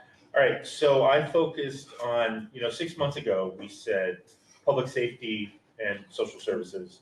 Mine are going to be in those veins.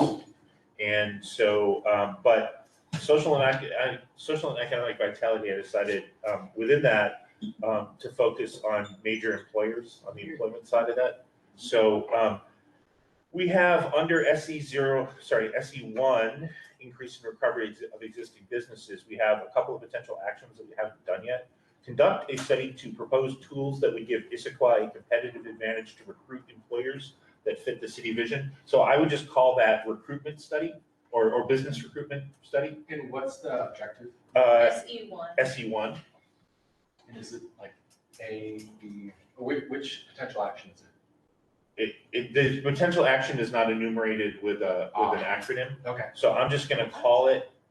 It wasn't in the study. I know, I'm just teasing. Well, the first one is usually A in the work plan, and the second one is. I don't know, but if we could just call it business recruitment study, is what it is. So kind of related to that, develop an employer recruitment plan, e.g. major employers, marketing, commercial space. I guess that's really, it's sort of I guess the first one is competitive advantage and the second one is employer. I'm fine. You know what? I'll just leave that as a business recruitment study. That's what I want. The other, a second thing is a recruitment metric. I am struck by the fact that although we have great metrics, we do not actually have any sort of metric, I believe at the moment, that reflects SE1. So I think an SE1 metric of some form, whatever the administration thinks is a good signal, would be fine with me. So then under public safety, CS3, public safety resources meet our diverse community needs. We don't actually have any potential actions. So I'm going to suggest a couple. One is evaluate body cameras. I hear from officers that they would love to have body cameras if it's done right. It's an advantage it makes the public safer, and it shines a light on police operations in a way that the police like. Evaluate adding more non-lethal tool options. So there are lots of non-lethal tools that are on the market right now. I stress adding, not replacing, just adding things that additional tools that our officers might have that are non-lethal. And then a third thing operationally would be a property crime metric. We do not have a crime metric specifically related to property crime, and we're hearing from the public that property crime is an area of particular interest. Thank you. That's it for me. Very good. Yeah, Victoria, question? Question on the non-lethal tools. So would that, in your mind, include programs? Because we've recently added programs, staff members that are there for mental health, or if there's not I mean, I think those are already being integrated, right? I was wondering if there are specific, literally tools on the tool belt that officers might value in helping resolve situations that they don't necessarily have. Okay, thanks. Yeah, I was just clarifying if there's literal tools or literal tools on the literal tool belt. Yep, I like it. Okay. Anybody? We've got Chris and Barb. I didn't see which one of you guys. Okay, Chris. I'm going second on everything. Great. And mine kind of builds on Tola's, but a little bit differently. I didn't want to, and I was trying to channel the what's useful and what's less useful. But I want to see us reduce property crime back to our pre-pandemic level. And how you go about doing that, that's your business. But I want to do that. I want to find a way to integrate our boards, commissions, plans, strategic plan, and budget and CIP process into a comprehensive, integrated whole, so that it's not a bunch of stuff. So it needs to link together. So some way to bring all of those things together. what's How would you write it? Yeah. Well, it's integrate our planning processes is really what it is. And if you call it integrated planning, and then if we would just remember from the record that it's all of those things that we do to plan as integrated community planning. Go for it. I know what he's talking about, it's fine. And we've been talking about it for a long For a time. long time. Yeah, So, it's more of Councilmember Ray, that's a great point. If you think about the new boards and commissions we've added in the last couple of years, if you think about the strategic plan and the new plans that have come along since the strategic plan, it's just building up the connective tissue so that the review cycles are known and understood, and that after something is updated, it has This follow-on feeds into effect, that, it and feeds into that. feeds into that, Right. and we know how and why we're doing it, and Yep. how it hangs together. Yep. Because otherwise, it's frustrating to people who build a Hard to plan and then it falls into an abyss. I want to improve the residents' perception of the built environment. I want to increase the hours. Wait, we gotta figure out. We gotta think about it as budget action. Yeah, and similar with the reduced property crime. No, I disagree with you on that. I think that that's the mayor and the city administration's job to figure that out. I don't want to tell you how to reduce property time. I want you to come back and tell me that it's done and how you're gonna do it. But So, how do we as a council then choose that as a priority if we don't know the how? well, I think policy is about the what. Execution is about the how. Our job is about policy. The administration's is about the how. We say what we want to accomplish. Councilmember Ray's got a great point there. It happens once by We accident. have a crime analyst coming on, and we have Dale Markey working with the police department. And so just giving us the what is fine. It's fine because then we can tell the narrative back to council of, these are the resources you've paid for, these may be new resources we're gonna put in the budget, and the outcome will be that you will be able to see that we are reducing property crime. I don't think it's our place to say add 3 new people. Right. I think it's ours to say, here's the problem This with is it. what I. It's not that. But I think these, Yeah, that's very helpful. we are a policy body, not an administrative body. So we say the directional stuff we want to, I think we should say, here's what we want to accomplish, and then turn it to the experts and say how best to do it. Because I am no expert. And I wouldn't have any idea how to reduce property crime, but I know you guys do. Well, and just to add a little bit to that, not that it's bad to get more specific though, because we have all these planning documents that have described with experts what are the best practices in terms of a particular area. And there's another way of thinking too, that we are a public policy board, and the executive is management, and they carry out the policy that we enact too. So I think there are multiple ways of thinking about it, and if we, anyway, yeah, all I want to say.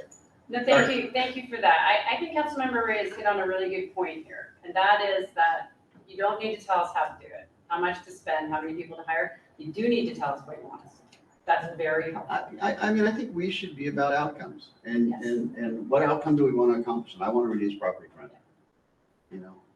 And I want us to get people excited about our built environment and, get it back up to where it was 5 years ago, because it's plummeted. Thank you for the great metrics. So Chris, I think that's totally fine, but I also want to point out, we do have a plan that does have potential actions in some areas, right? And we reference those potential actions. So I'm not disagreeing the way you're phrasing it today, but it's also true that we often do prescribe not people and dollars, but specific deliverables from the administration for the strategic plan. Yeah, and those are things that the administration came up with. Well, but that we signed off on. Yeah, we did. But in the end, we're asking them to do those things. Yeah, and we're gonna sign off on these too. They're gonna come back and say, oh, so here's how we're gonna address property crime. We're gonna have a crime analyst, we're gonna do community-based policing, we're gonna do this, we're gonna do that, and we're gonna say, yep, no, I don't wanna do that one. So. Right, here's what we heard, here's how much it's gonna cost. Yeah. So I don't understand this current one. Improve perception of built environment. So- What do you mean by built environment? Well, it's one of our strategic goals and it's one of our performance measures. And we don't particularly score well on it, and we've been declining. People don't like the built environment. So it may have a lot to do with Title 18, our land use code.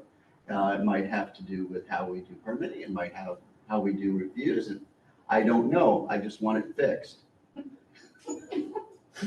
All right, so that's that one. Wait 1 second, Victoria. Well, I just, on that one, I'm not gonna interrupt, but except to say that Title 18 is, I have some thoughts from our conversations with Planning Development Environment on how we could address the whiteboard, the follow-up list Yeah, for Title 18, which is our municipal land use code, and so that might be an option to help with some of those things, because we want to do everything in the update, so maybe we could add some ideas under that when it's over to me. love it, love it, love it, love it, love it. Okay. I just have to push back. I'm looking at the strategic plan, built environments is the only place it's mentioned. Neighborhoods retain their charm and distinctive character pattern and settings that include both built and natural environments. That's the only reference to built environments. Okay, go look at performance measures then. Sorry, I led you led you astray. It's from the community survey. Okay. I will take Oh, that's right, yeah. It's from the community survey. All right, so also from the community survey is, or not from the community survey, but from our performance metrics, I have noticed that our hours of equity training for our city staff has not been increasing. So I'd like to see us do an increase in the amount of equity training we're doing by at least 15%. And then I have a couple of things that I didn't have when we started today, but I've walked them on. One is we need to have, to improve our data analysis and capability and build out a continuous improvement program. How do you want that written? Increase or build out our data analysis capability and. But are those two different items, or is it together? I think they go together. They are highly integrated, and I think that was kind of where Wally was going with that. Build out data analysis Capability and implement a continuous process improvement program. Just to be clear. Thank you. Yeah, and then my other walk-on is and it sounds like this is in flight, but I want to make it a priority, which is we need a master facilities plan. We need to know where we're going with facilities. We need to know what City Hall is going to be. We need to know where a fire station is going to be. We need to know all of those things that we don't know. All right, that's all I would know. That's all I need. Easy, that's all we need. Fantastic. That's what's gonna make you happy. Barb. Okay, I want people. Great. So I'm looking at my list here and I need to say that these are not in like first, second, third, fourth, or anything like that. So let's see, where do I want to start? So I think I definitely would like to see us add a second position in the Office of Sustainability. So what's the outcome? Thank you. Councilmember Ray? The outcome is that I would like to see the. Okay, give me a second. The okay. mayor has a comment. Okay. I think what's most helpful for the administration is what you want done out of the That's climate right. action plan. That's where we're going. Because then we can figure out, is that a third of a position plus a consultant? So Yeah. give us something in a plan that you think needs to be resourced, and then we can come back with a resource. Right, because it might be more Yeah. like, this is really more for public works, Exactly. someone in public works. or Exactly, so someone you've got in- these specific action items under human services, climate action, pick it and say, this is what we'd like to do, and then we can resource it. Yeah. Because it may not be a position, it might be consulting dollars, it might be. Exactly. Yeah, no, I'm sorry, I did not caveat it, but that is exactly where I'm going. So what's the outcome? I'd like to see the climate action plan accelerated. I'd like to see, and I'm hearing from people in the community who feel it's not going fast enough, and I'm sure you've also heard from those folks, but we have a goal in 2030, and here we are 2022, we're talking about a budget close to 24, we're almost halfway through. So I think that we need more resources. Now, if that's in person or if that's a consultant or however it's done, that would be one of my definitely top priorities. Same thing with this next one. And so let me start by saying, this could be done many, many, many different ways. But I'll just throw it out there. I think that we need some way to really focus on our housing, on progress on housing. And I'm feeling really kind either frustrated or at sea on this issue. How are we doing?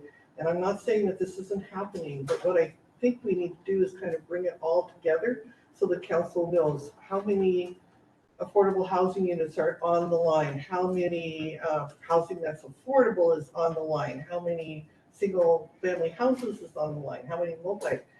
Are we encouraging people to come here? There's just a whole mix of things that I just feel like don't have a good grasp of what's happening or what we could be doing as a council to make it happen faster. So I thought of like a housing czar or a consultant, or, you know, just reassigning some people that are already there to just focus more intently on that. But I would really like the council to start receiving information on a regular basis about our housing picture and where we're going with it and how we can encourage it, how we can encourage more progress in that area. Okay. Can I ask you a question about that? Is that part of our, I mean, and it might be or might not be, is that part of our larger data strategy though? You know, it's just one important element about housing? It's more than, no, I'm thinking more the data. I'm Okay. thinking how are we making strides towards our goals? Okay. How are we making strides towards our goals? And right now, as a council member, I don't know that I have the information, so it is data. It is data, but then it's also action. What can we do to accelerate our understanding? And it fits under the summary was, we have 7 areas of the summary that said should be our focus. How well is planning for future growth going? Quality of new development in Issaquah, availability of affordable quality housing, and cost of living in Issaquah. We're on that. We're 4 of the 7 items. And so I really think we need to focus on housing. So, but I will let the administration figure out how to do that. So, and then, oh no, here's another one. So in the area of transportation, we lost a transportation demand manager because of COVID. I would like to see that focus come back. And a transportation demand manager is someone who's encouraging people to take transit, encouraging people to know where the trails are so they know where to walk, encouraging people to bike, working with employers to get rideshare and van pools going. And if you look at the traffic out there, you can see that we're back to pre-COVID levels. And so I think it's really time for us to start thinking about how do we bring somebody in, consultant, an employee, somebody who's really got that outward facing. I even thought it might be part of the communications group because it is an outward facing position. It has to be a person that knows a lot about transportation, but it also has to be a person who knows how to effectively do outreach to the public and do informational campaigns for the public. So it's kind of a mix of transportation savvy with how do we communicate with the public. So Barb, can I ask you to speak up when you're, Oh, I just want to sorry. make sure everybody online can hear. is everybody having a hard time with me? I think you're fine. Oh, okay, all right. And then the last one, and this will be no surprise, is I'd really like us to see us increase our human services grant funding investment. And at the recent SIP meeting, I know we're shocked. So at the last SIP meeting, we agreed to accelerate the investment so that we're not waiting to 25 to start using a formula to start boosting it. But even doing that, we are still nowhere near meeting the need. We have $1.3 million in requests for grant funding, and we are only able to fund, if we apply that, if we approve it in the budget, it would be $543,000. So less than half of what we're being asked. That doesn't take into account the fact that the inflation is affecting our nonprofits just as much as it is us. Labor costs are growing for them just as it is for us. And also we are seeing increased need, and I expect that we'll have more nonprofits coming into Issaquah to provide services. So that grant funding is right now is, even with the acceleration, and which I appreciate very, very much, but even with the acceleration is nowhere near meeting our need. And so I'd like to see us I will say it again, I'd like to see us double what we're doing. But if that's not possible, I'd like to see us make a substantial investment in the human services grant funding. All right, that's it. It's fine. Okay, do we have a next volunteer, Victoria? Okay, so, I have several that are already up there. My first one was the ICAP one. I do think we need more resources, so, if we're gonna leave it at that, that's fine. I think they do need to be in-house, but. That was a little ICAP. plug. That's ICAP. Yep, and then, I have several on Title 18, which is our municipal land use code. So in our conversations on that, we have put a number of things as important, but not possible to be done in the current update. And so I would like to see consulting resources or in-house resources to make several of those happen in the near term, or get those started. And I think that they will also help with this perception of built environment, but they, I think, also need to be probably indicated on their own. So on the whiteboard list, item 25 has to do with expand and diversify the housing options. That will take a big community conversation and will take a lot of research on how to make it work for us. And so there needs to be some resources on that. Also on the Title 18 whiteboard is number 1, which is a stream buffer update study. And then and that has to do with development and protecting our streams. And then Title 18 whiteboard number 28 is about parking. And so this has to do with parking mins and maps, and frankly, it has to do with a lot with how we develop, because it has to do with sustainability and how car oriented we are and how expensive housing is, which is really important. So it's not directly, but it's one of our drivers that we can work on regarding housing affordability, as is the diversity of housing and getting smaller housing types. And that's also in our housing strategy work plan, it's in the ICAP, and it's in a lot of our plans. So that one, I think there's a lot of different numbers and systems you could attribute that one to, but I won't do it for this. So from that list, number 25 and number 1, can you go over those ones again? What were those, what? The priorities that you listed out. So the first one you said was item 25. 25, yeah, that's the housing diversity. Housing diversity, okay. And then the next one was stream. Buffer, Thank you. and then 28 is parking. Do you have Right. that one? Yeah, okay. So would you group all of that together as work on Title 18 backlog, whiteboard issues, with kind of some call outs? I'm thinking when we're voting. Can I add something in here Yeah. too? I really appreciate that Councilmember Hunt is looking at things on the list. You are also going to go through a exercise as a council where you're gonna look at that whole whiteboard. But she's letting you know right now, there's 3 things that during budget process are very important to her. So I don't want you to lose sight of the fact that everything on the whiteboard, and I very much like the way you said it, is important but cannot all happen within this first update. That is the work plan for the next 4 to 5 years, is what's on that whiteboard. And that's what planning policy will continue to work on. You're actually giving them a work plan that's very well laid out. So you're gonna have another opportunity for the whole list. So thank you for putting a few on the table today. That's really good. Yeah, I mean, they're budget priorities for me. Yeah. So that's why they're there. So And then yeah. should we consider them as individual budget priorities or a grouped budget priority? Or we can come back to that. Because some people might, like, I'm gonna bring up some very specific actions with regard to housing diversity from our plans, and we might want to group that together into a separate thing. So maybe we just get to that. Yeah, after. why don't we have a Separate. conversation? Yeah, why don't we have a conversation, because it also touches on Councilmember Michelle's affordability. It's not exactly the same, but it's in the mix, so, Good point. yes.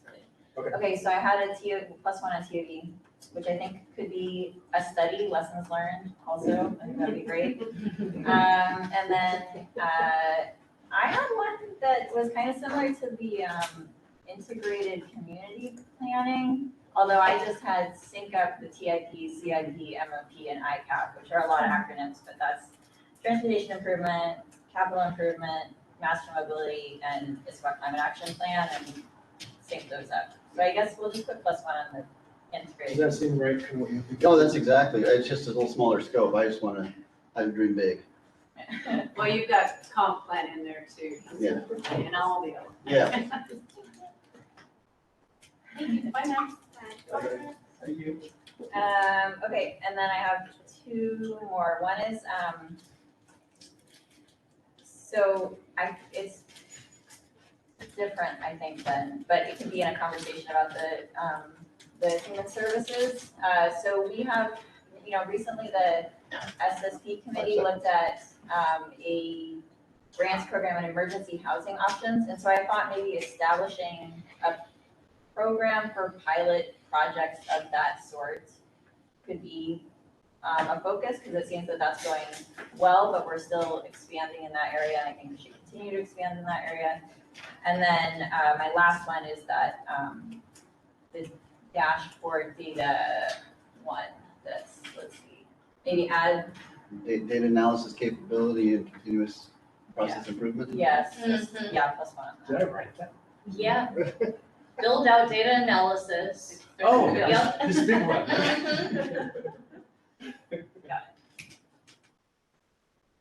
Oh, sorry, I have one more. Arborist. An arborist. Okay. Tree City USA. Came up during Title 18. Russell, did you have questions or are you wanting to go next? Always wanted to go next if Dan? anyone has any questions. You have a I question? have a question about the arborist. So we had an arborist and we got rid of our arborist. And so it would be good when we go to talk about arborists to talk about why we got rid of our arborist. Fantastic. Russell? Thank you. I'll go through just a couple that I have in mind. I think that we should look at whether it's appropriate to add behavioral staff to a 24/7 coverage with our police. It's very effective to handle the problem right when we have first contact, whether it's a person who's just experiencing homelessness, needs to get put back into transitional housing right away, or a person that needs some mental health care right away. If we can get to them early and get to the problem, I think it makes a big difference. So I'd ask the administration to take a look at that.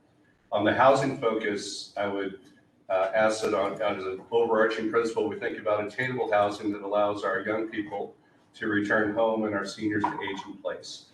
This is kind of overarching ideals. On the ICAP focus, I think that we need to evaluate whether it might be appropriate to increase our canopy levels in parks and open space, and whether or not the open space number is a little bit higher than our parks number, because we need to keep our parks still open for fields of play and playgrounds and things like that. But our open space number could be higher to bump up that overall number so that we continue to be a leader in tree preservation, arborist issues, tree City USA issues. So how do you put that down as a budget ask? Well, I think that I'd like the administration to evaluate whether or not our tree canopy is appropriate and whether it can be increased in certain areas, split out in categories a little bit better. Tree I'm canopy fine with evaluation. combining mine. into Yeah. that. You should combine it, that would be great. Yeah. Which is what? The arborist. Arborist and tree canopy analysis? Okay. Yeah. And again, I'm just gonna ask maybe if this could come off, but we need arborist expertise, whatever that is. But what I'm hearing is you want focus on the health of the forest and tree canopy we have, and potential growth of the tree canopy we have for many good reasons. So I think you can put those two together. Yeah, we want the canopy to be where it's appropriate, where it will thrive. Yep. City administrator? The administration's been talking a lot about this, largely coming from the Title 18 discussions. And so the terms we've been using is urban forest management. And from our perspective, that covers, I think, everything you're talking about here today, is the additional investment in professional services, either city staff, contract staff, to help us manage the urban forest. Fantastic, thank you. Just two more quick ones? One sec, just coming back, are you comfortable with that, or? I think we should at the very least consider and have information about the arborist issue, but yes, it's fine as a part of the conversation about urban forestry. Okay, so let's put it down as urban forest management, and then knowing that when the administration comes back with budget, they will need to justify and have a conversation about arborist versus outside dollars versus study, et cetera. Great, I just have two more. I'd like the administration to take a look at whether or not it might be appropriate to support some of our city staff, supporting any of the civic groups or other groups that are outside of our regular city purview.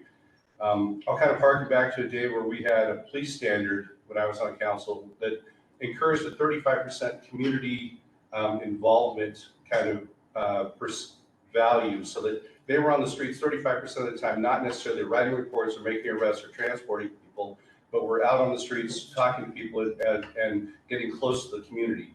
As we're coming out of COVID, I'd like the administration to take a look at whether or not there are some positions in our city that can serve on a board or commission or be active in another group, whether it's the chamber or EIA. I know we have EIA people that are ex officio members, but whether or not there are opportunities for us to get closer to the groups that are out there so that we can become a stronger community. We'll know about the problems earlier. We'll be able to intervene on an earlier basis to help with the issues before they become something that goes to the press or becomes a larger issue. So just an opportunity to think about that. And lastly, I'd ask the administration to look at campaign finance for 2023. Whether or not we put caps on or increase the caps that are already there, and whether or not we do public financing for campaigns. I know we've talked about access to the council and increasing the bench of people that might want to come onto council. And if we had some campaign financing, I'll just throw out a number, say $500 for people that were signed up to run and passed the date to, to withdraw. But $500, for instance, would cover the filing fee and then give them a little bit more to handle any infrastructure things or logistics for their campaign just to get started, right? So it's not a barrier for people that might want to run to consider coming onto the council so that we have a wide variety of people that are running and have contested elections that make a difference. Yeah. I just have, I'm sorry, this is really out of order, but I kind of am burning after what Russell was just talking about. Does the city have a matching fund for charitable contributions or matching employer match? Not that I'm aware of. Huh. Is there a reason we couldn't? Yes, there is a reason. I was afraid you'd say that, Wally. Public gift of funds, I think. Gift to public funds. Okay. Shoot. I thought that would have been an interesting way to. I just wanted to preview that suggested campaign financing exploration might not be uncontroversial. Would be controversial. Oh, there you go. So then you do double negative. you Sorry, lose me. yeah, let's go back to. And if it's okay, Council President, so Councilmember Joe, I'm thinking you are bringing up something that is good policy discussion, but I'm not sure that it's going to feed into our budget. So I'm hearing a great idea here, but I think you, the council at some point might want to take your idea and talk a bit more about it. Well, if we decide to do some financing for it, it would impact the budget potentially. And I know that we should have the conversation now if we're going to talk about it for the 23 election to be effective for the 23 election. So I'm throwing it out. If it doesn't get any support, I certainly understand, but it's a conversation. All right, so Bellevue, I know this from you, Bellevue has a program that they, it's more like civics education. Bellevue Bellevue Essentials. Yeah, so it's not exactly to your point, but I think it's related because it's about what you do as city council, what you do as a board member, how the city government works process. And so, and presumably they budget for that because it's really run by the city. So that could be another option that might require. Good suggestion. Okay, 1 second. Barb, did you have a comment or is your thing still up from earlier? Oh, sorry. Put your hand down. Yeah. Put your virtual There you hand go. down. Okay, there. So Councilmember Hunt, thank you for bringing that up.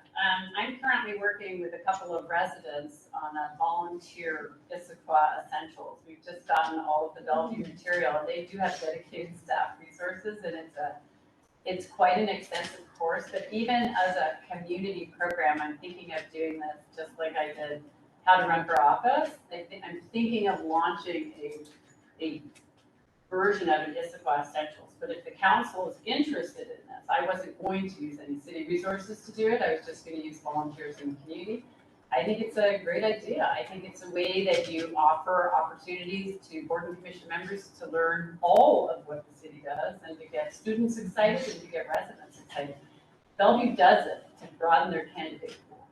They do it, it works, the program is well beloved, but they actually have people, 2 people, I think, who run that program, and it's quite amazing. But great suggestion. And then, Councilmember Joe, you had one on housing that I wasn't sure how to capture.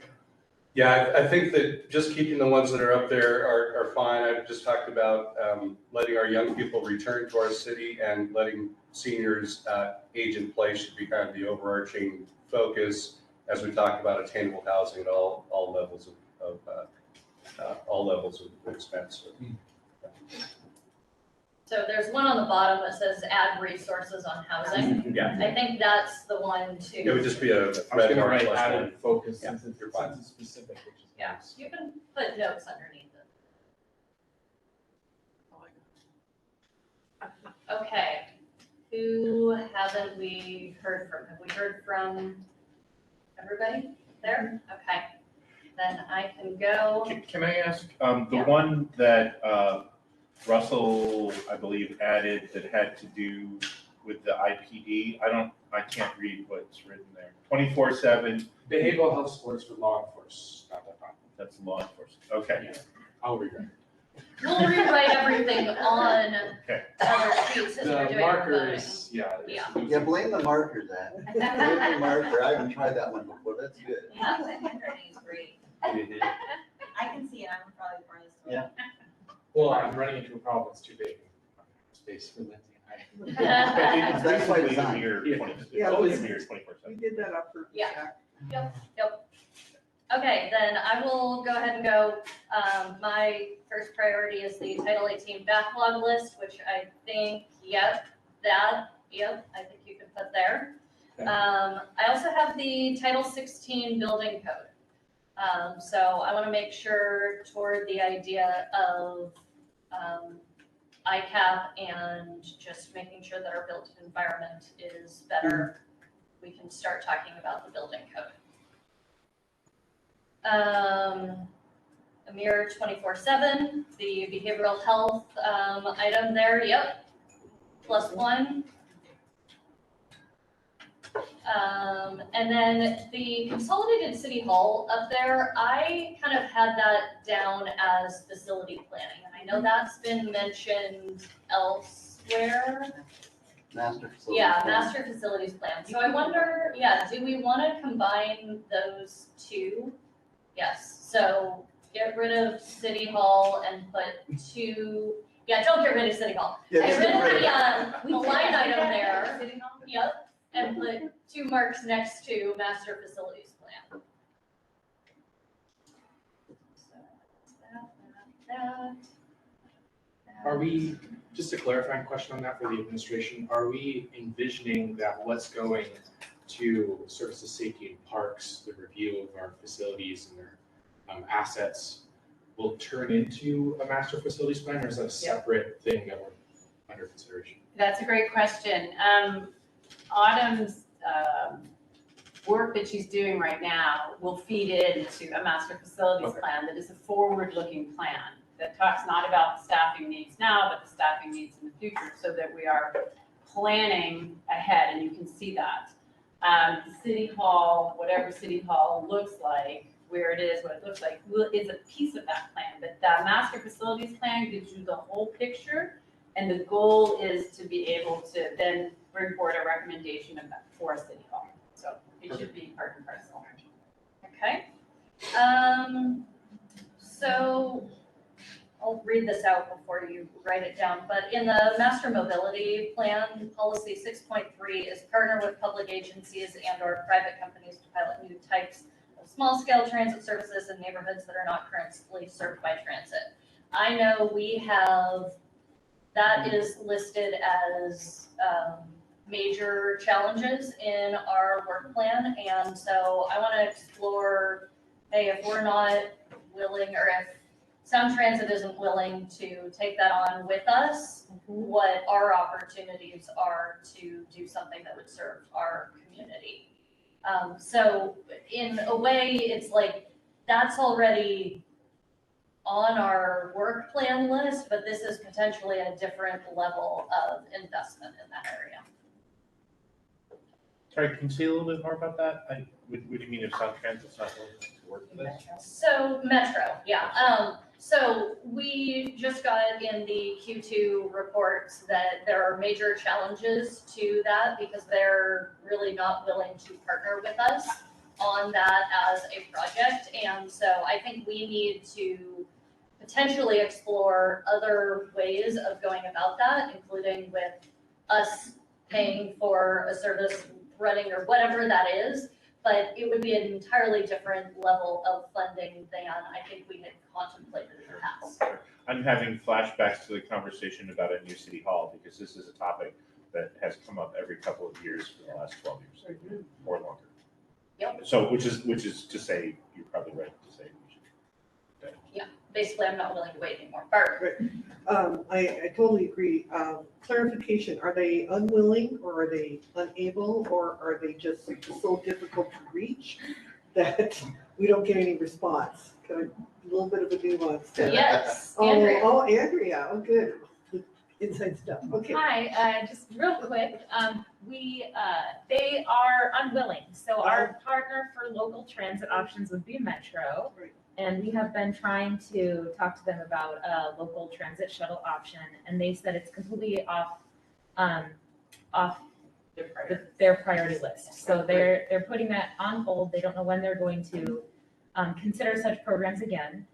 We actually have options coming to TAB this month. We've been working on this item, and it will go to the Mobility and Infrastructure Committee pending TAB's discussion next month. So we trying to get in time for some of these budget priorities as well. So we're bringing forward some options, so anticipate some conversations soon about what these options might look like.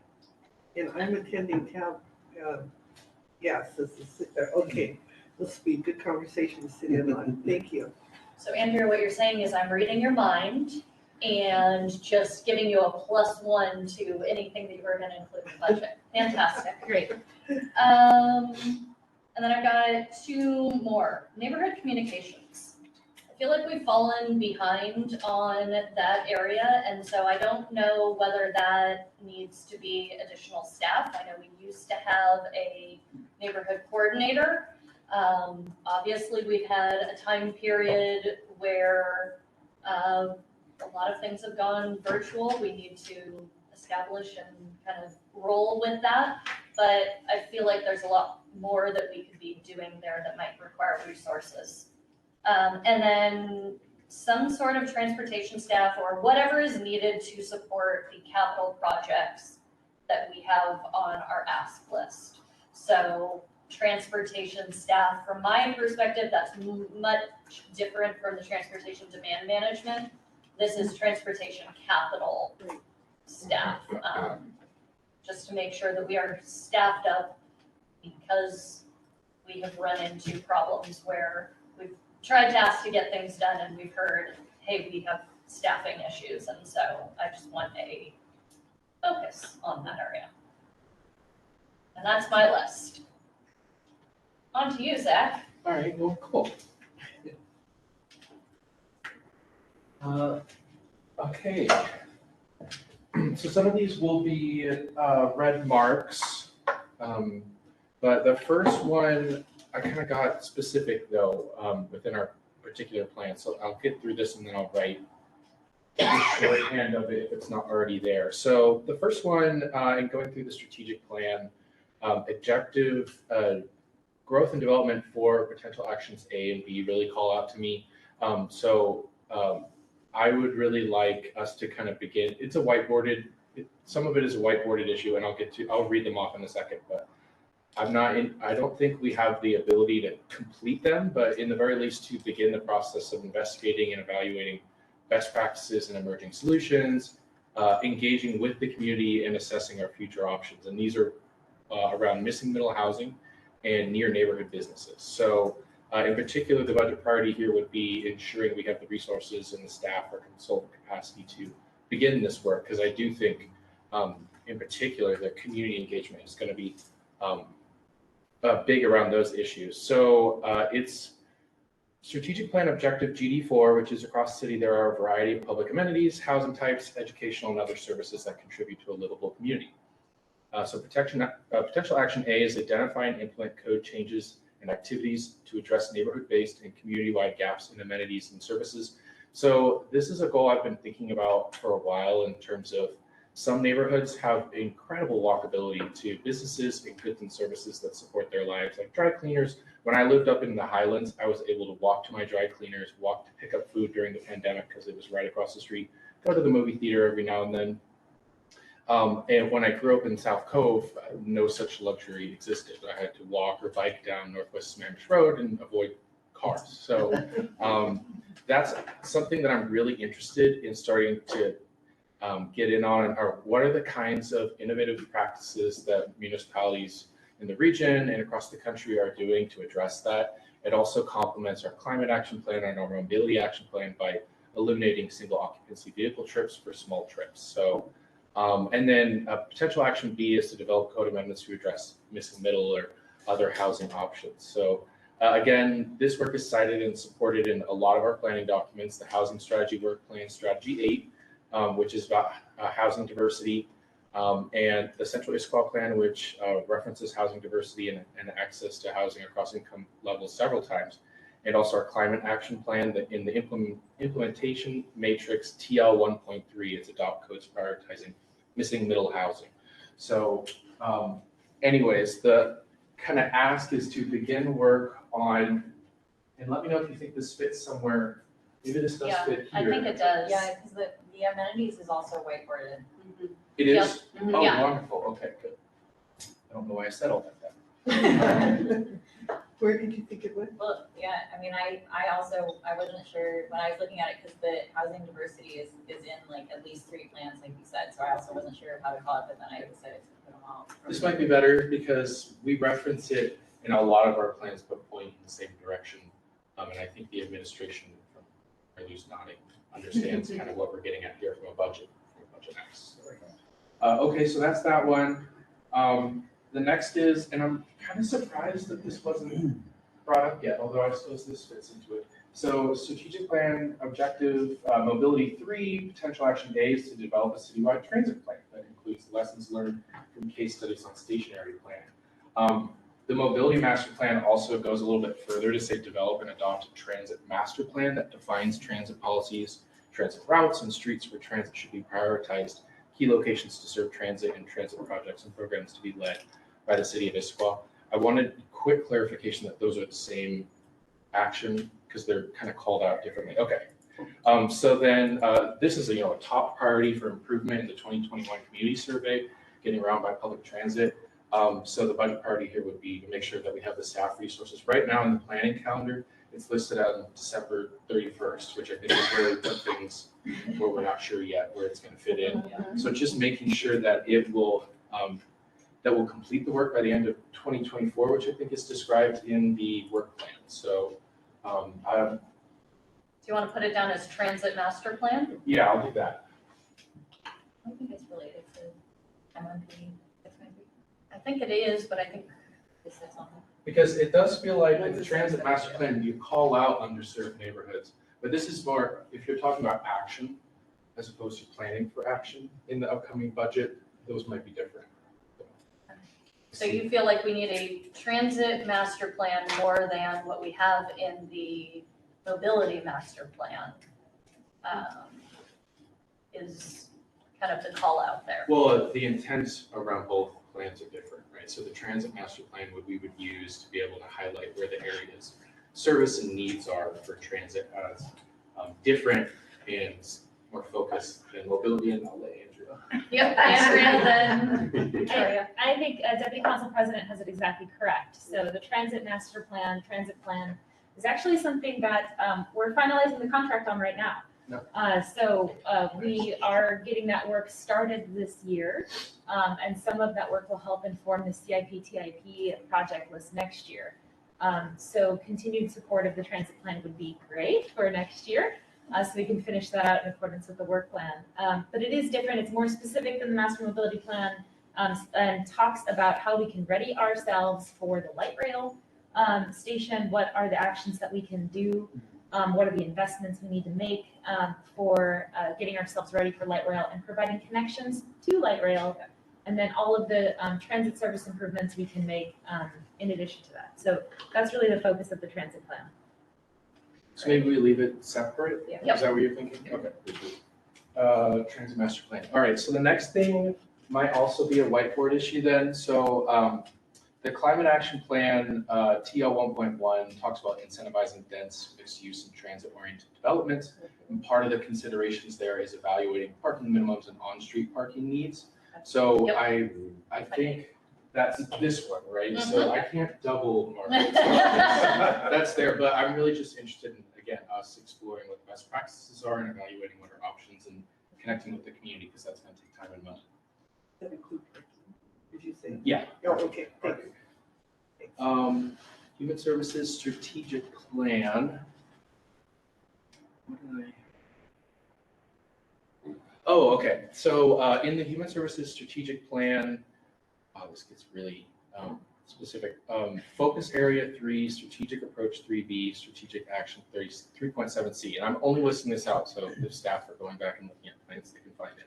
But this is to help to implement a minimum of one of the following services in Issaquah that respond to the homelessness: day center, temporary, transitional, or permanent housing.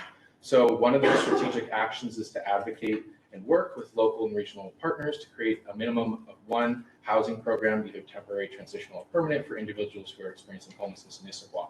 So I know we're currently in the middle of exploring a kind of temporary housing model for our unhoused population in Issaquah, and the budget priority here would be ensuring that we have the resources and staff support to continue that work into the upcoming biennium. Very good. Thanks. Yes, we love, in Issaquah, we love to pilot. So yes, there is a pilot with an ask, and then that program could be transitioned into a permanent program where we may be able to get a contract for service with the King County Regional Homelessness Authority. So thank you for bringing that up. Wally, I don't know, we don't have Monica here today. I don't know if you want to add anything about where we're headed with the pilot?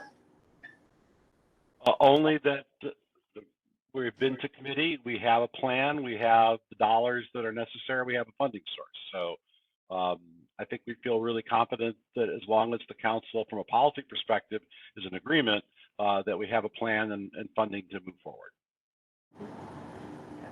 Let me ask a question, Robert. How does it work with a 2-year budget if we go into something and say we want to pilot something, and we find that it works? Do we just come back with that mid-year and say we're going to bump it up, but somehow we have to find money for that from other things? Or if it's a capital project, you'll have the opportunity next year to add a capital project in there during the time. Yes, you could always. Okay, yeah, because we do love to pilot programs. Love to pilot programs. Yeah, and that's a great way of doing things, but now I'm looking at a 2-year thing and going, wait, if I pilot something, do I not get a chance to really do anything about it for 2 years? You get a chance to really do it. If you like the pilot and the results. So then to clarify, is this something I should put up on the board for a coming biennium priority, or is this a pilot that will occur? No matter what? I put it up there because, Just do it. because it's our priorities, right? And Do you think there's something else up there? So mine is the same idea, if you want to Human rewrite it. services pilot. Well, because it was specifically the homelessness. Yeah. pilot. Oh. Yeah. So I took this to mean kind of like a bucket of money that we would use for ongoing pilot programs. Well, it was a bucket of money so my idea, which maybe, I don't know, but was to have a bucket of money to build on success of pilot programs in human services, with the homelessness pilot as the example. Well, So I think whatever you come up with for yours, I think mine can be part of that. I'm fine with taking that off if everyone thinks that, or just knows that that's kind of part of that flavor of this one. Barb and then Wally? Oh, so maybe Wally could help me with this, but I believe the money from this is coming from a specific stream of money, the 0.1.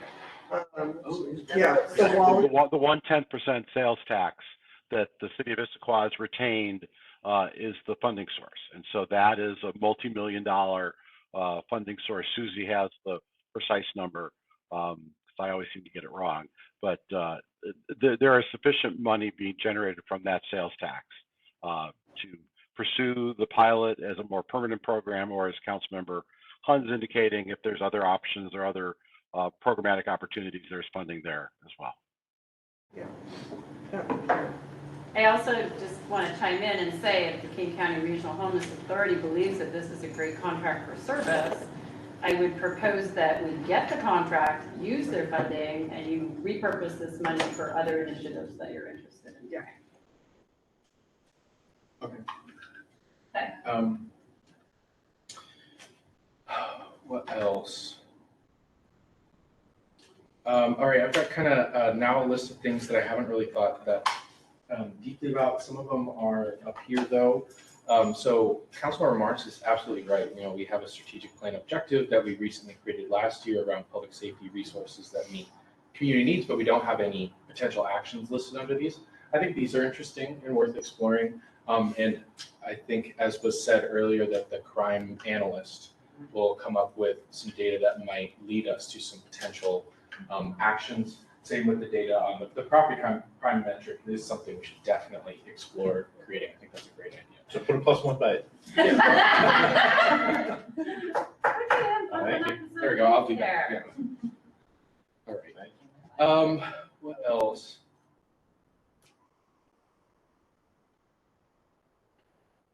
I don't like being this broad, but I thought Ann's comments were well said about the climate action plan.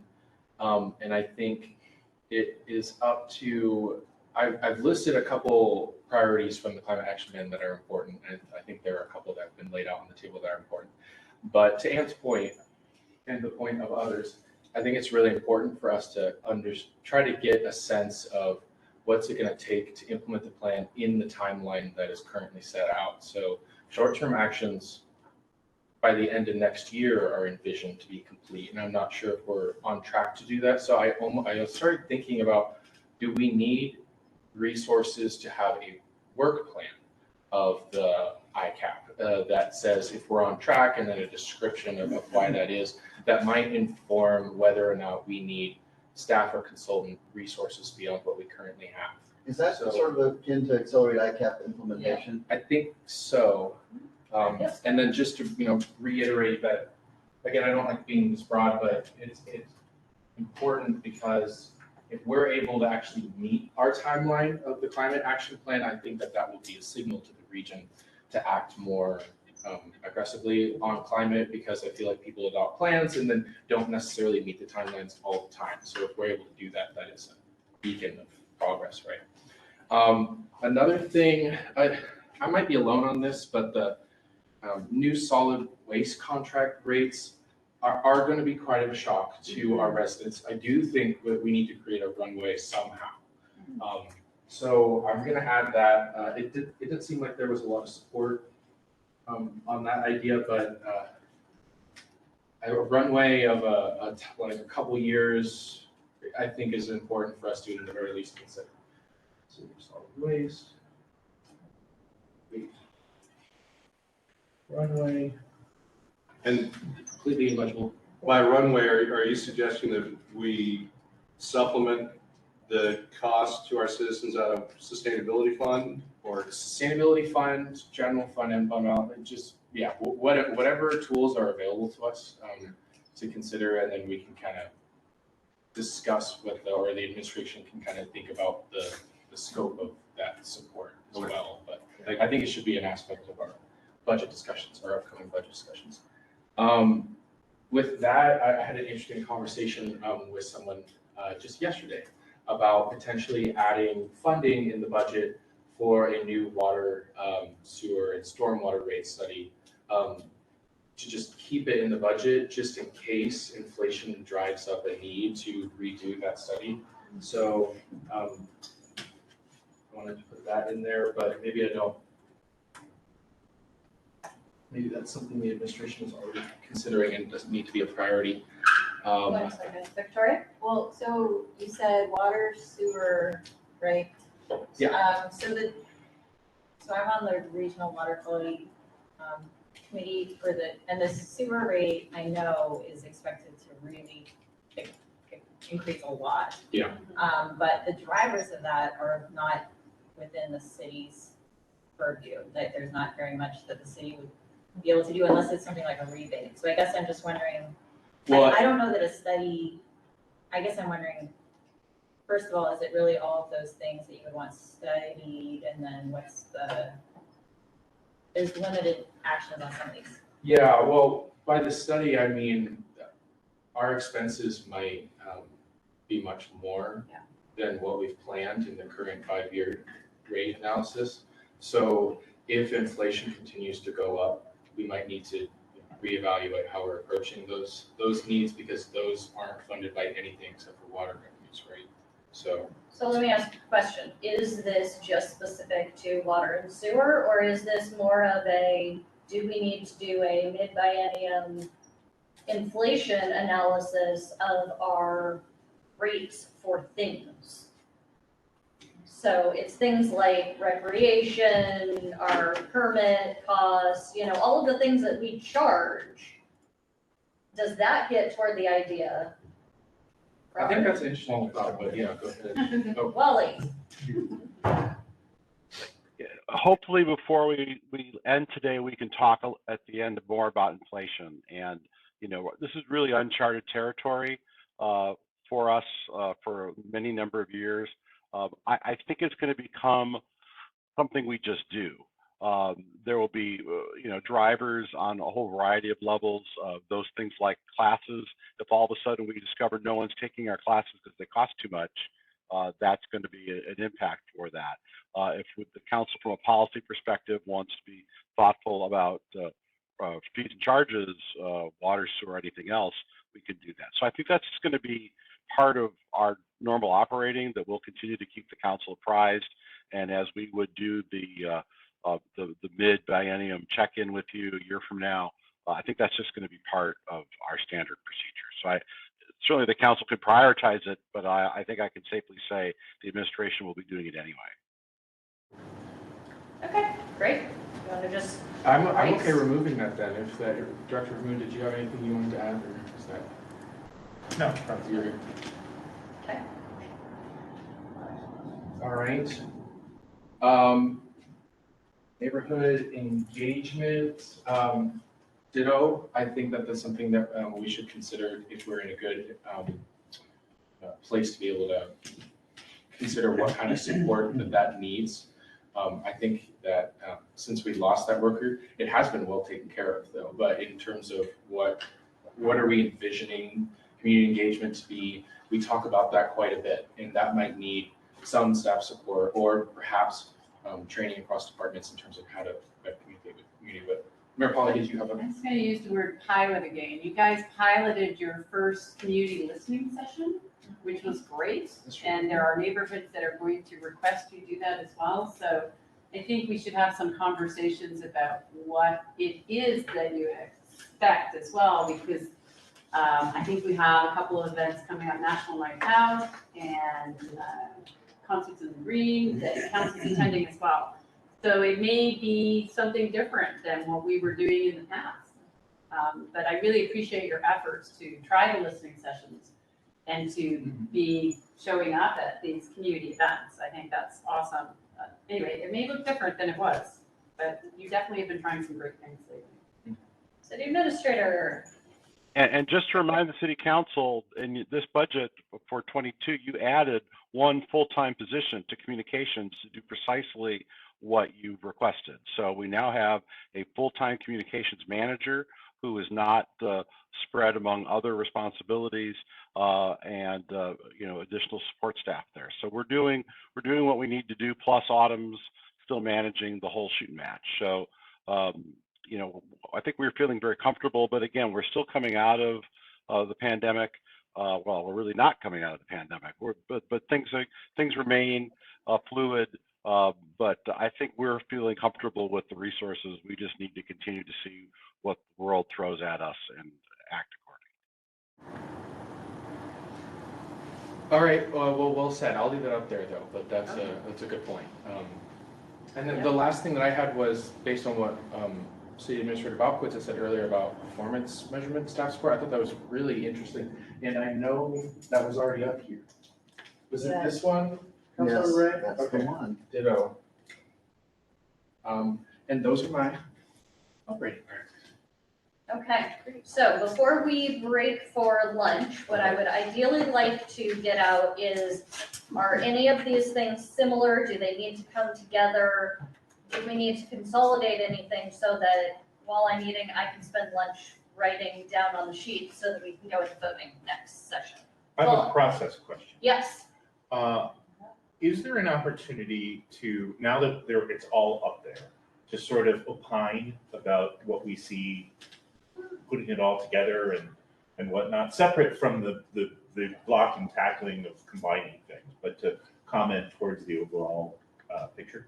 Yeah, I'm just trying to decide whether that we should have some time before we do the voting, I think, is really where I want to let people have a few minutes to push their agenda, if I say it so bluntly, the That's what I idea intend of. to do. Yeah, I know you, Tola, and I want to give you the space to do that. So, do you feel comfortable with Yeah, that? that's fine. Okay. Yep, that's a good answer. Thank you. I just wanted to make sure that Yeah. somewhere before we start placing dots. Great. Thanks. So what do we see that might need to be grouped or kind of assigned together as far as a potential way to indicate priority? I'm seeing, like, when I'm thinking about how I'm going to be able to indicate priority, I'm not sure how I'm gonna do it across the CS3 evaluate body cams and non-lethal tools versus reduce property crimes. Like, if I want to indicate a support of those areas, so how do people feel between those? We feel like they're different? I think they're radically different. Okay. Well, the property crime metric seems to go with reduced property I crime. think those two can go Yes. together. Yeah, because this is almost the outcome. This is Yeah. the way. That's how you Yeah, measure that if outcome. you do Chris's, you'll get the property crime metric. Yeah. So maybe what I would say in my mind is CS3 is about funding for police tools, whereas the reduced property crime is data analysis and coming up with strategies. Does that make sense? Am I reading that right? Or do we specifically call out CS3, evaluate body cams as one, and evaluate non-lethal tools as another? Well, I'll just point out that they are at least an order of magnitude different in size, right? The body cams is a big, possibly multi-year effort, right? It actually fits better in a biennial budget than it does in a single-year budget, right? And adding additional non-lethal tools is a much, much smaller potential action. So I sort of like keeping them separate just in the sense that the body cams one is I just want to acknowledge it's a non-trivial task. It also comes with an IT records requirement, and so Yeah, it's that's just part a of what makes totally it so different big. animal, so storage, that's a great suggestion. Right. Okay, so we'll keep the two of those separate for evaluate body cams versus evaluate additional non-lethal tools. Property crime metric, I'm gonna say cross that out there because it really belongs in the other area. As the person who said it, I support that. Great. That's the maker of the moment. Okay, Maker of the yes, yes. Okay, what Friendly else amendment. do we see? So business recruitment. You know, I think, I could, be convinced to get rid of the improved perception of the built environment and that concept is captured in the resources to deal with the whiteboard. I think that's just a level of specificity. So I'd be okay with that if you erase that other one. Great. Do we see a connection between add resources on housing and accelerating action on housing with Title 18 Yeah. specifically, or do we see that as different? I personally see that as kind of the same work that would be done by, like in terms of a budget staff Yeah. working on it. Was I that do mine? too, as well as Yeah. then there's also the No, human it's services not title. Title 18. Not Title 18. No. So maybe you need But this to- one's focused on an outcome, right? Yeah. And this is how we get to a particular housing outcome, is having these conversations. Unless there's something beyond 18 that's required to do That's that. true. Yeah, so do you just want to leave it broad? Mary Lou? So I do think they're different, and I'm just saying that from the point of view that there are cities around us that have their own housing authorities, and we do not. So we don't have a revenue stream to support a housing authority for a city of our size. So the one that's in the bottom corner, that's a big one. So that would require some conversation of how to do that, because we currently don't do that at all right now. We support nonprofits that do it, but we don't do it. So it's kind of they seem very different to me. Okay. They could be different. They could be different. Yeah. Okay, what else do we see? Is everything else on there individual items, nothing that needs to be grouped? I wondered about, but Russell Joe is not here. I'm right here. Sorry. Oh. Sorry about He that. was camouflaged. I wondered about the city support relationship with community orgs and combining that with the neighborhood comm support. I don't have an objection with that. I think it also kind of goes into the other outreach items that are up there. So any kind of combination would be acceptable. Okay. So can we Sounds put like that order. in with the neighborhood engagement? Maybe we'll call that top one rather than neighborhood communications. Which also includes things about getting police out and encouraging staff to be involved. Community engagement with several bullets underneath it. So you put all those things under it. Yep. Community engagement, I think, instead of neighborhood engagement. Oh, okay. Then you'll cover, I think, And then- what Yep. Councilmember Joe was saying. Yep.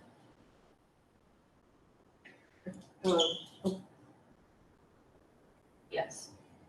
And I think I'll throw out early elimination of the campaign finance topic, if people would like. I think it's important to build the bench out, but there may be better ways to do it rather than having the city take on any type of funding or formal project. But Now you got everything. let's throw it out there. Well, maybe that's a means to an end, and maybe the better ask is the more of a conceptual of building the bench and getting civic engagement energized.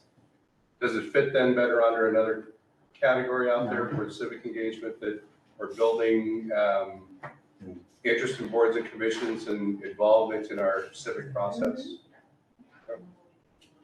Yeah, I mean, I'd be interested in civic engagement as first Yeah. step, but I think it is a different one. So is that different from community engagement? Yeah. Yeah. Different outcome. And Councilmember Joe, I think part of what you're saying as well is about broadening the access to our process. And I'm sure that there is a work plan conversation that the equity board has yet to have about civic engagement and making it more accessible and more equitable. So I like that. I think putting a few of these things together is really good. Okay, so cross out campaign financing, add civic engagement part. Oh, I don't want to lose the comment that Councilmember Joe gave about city staff being involved in community organizations. I don't know that we need to include it in there as a budget priority, but I think just to capture that idea, and I'm sure you heard it, so, yeah. But that was a little piece of that community engagement that I think is important as well. I can't read what's underneath campaign finance. New solid waste rate runway, Runway. and then I removed new water Okay, rates. got it. So how are we feeling about this list? consolidated, narrowed, focused, all of that? So now pick your top two and we're done. Yeah, no. Yeah, okay, Pick your top so, one, pick your top one and we're done. Just pick one. so, good job on us for staying pretty much on time. What we have right now is then 30 minutes for a lunch break. When we come back at 12:15-ish, we will have all of these things written out on other sheets so that we can do the dot prioritization activity, started with discussions, sales, pitches, all of that. So that we can start to, yeah, go for it.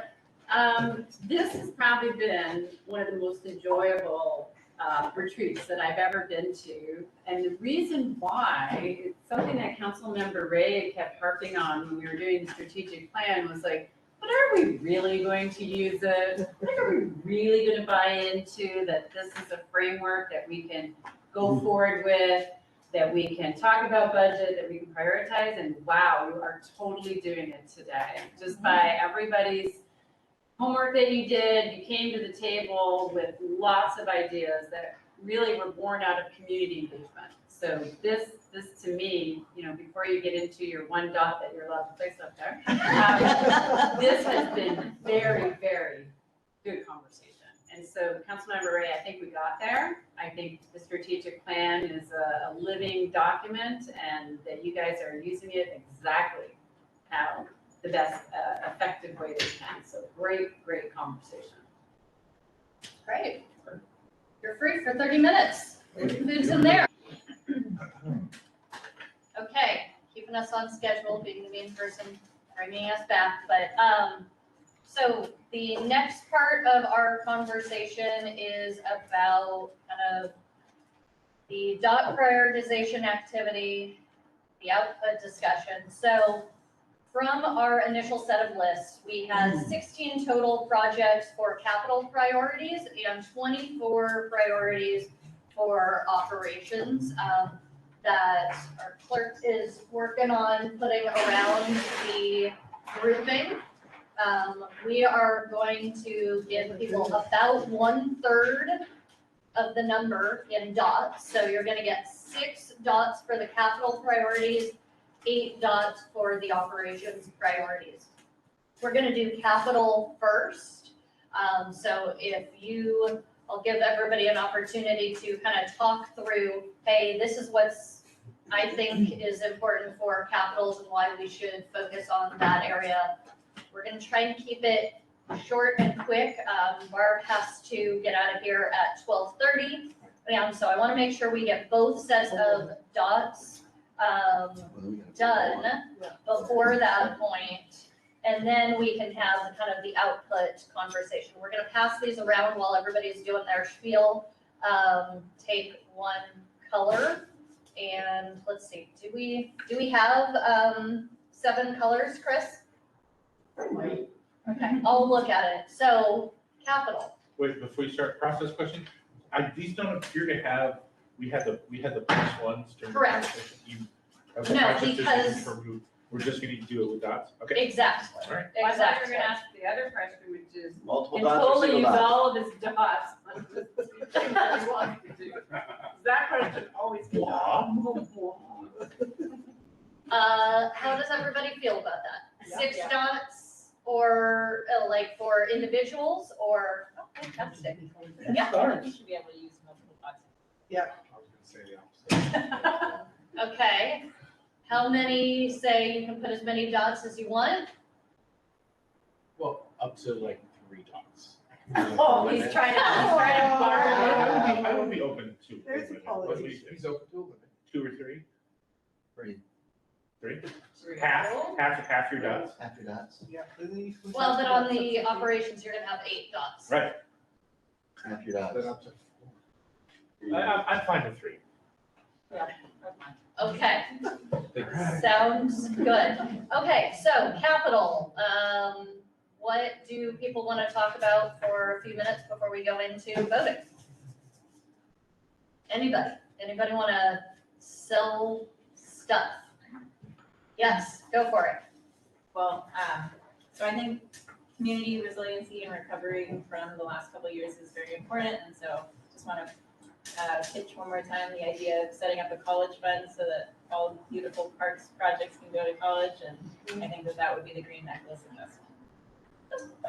I'll be putting a lot of dots there because of that. Okay, anybody else want to talk through capital stuff? I got two I want to pitch. One Go is, for it. we heard from too many people about the pinch point. We got to do the pinch point, got to get it done.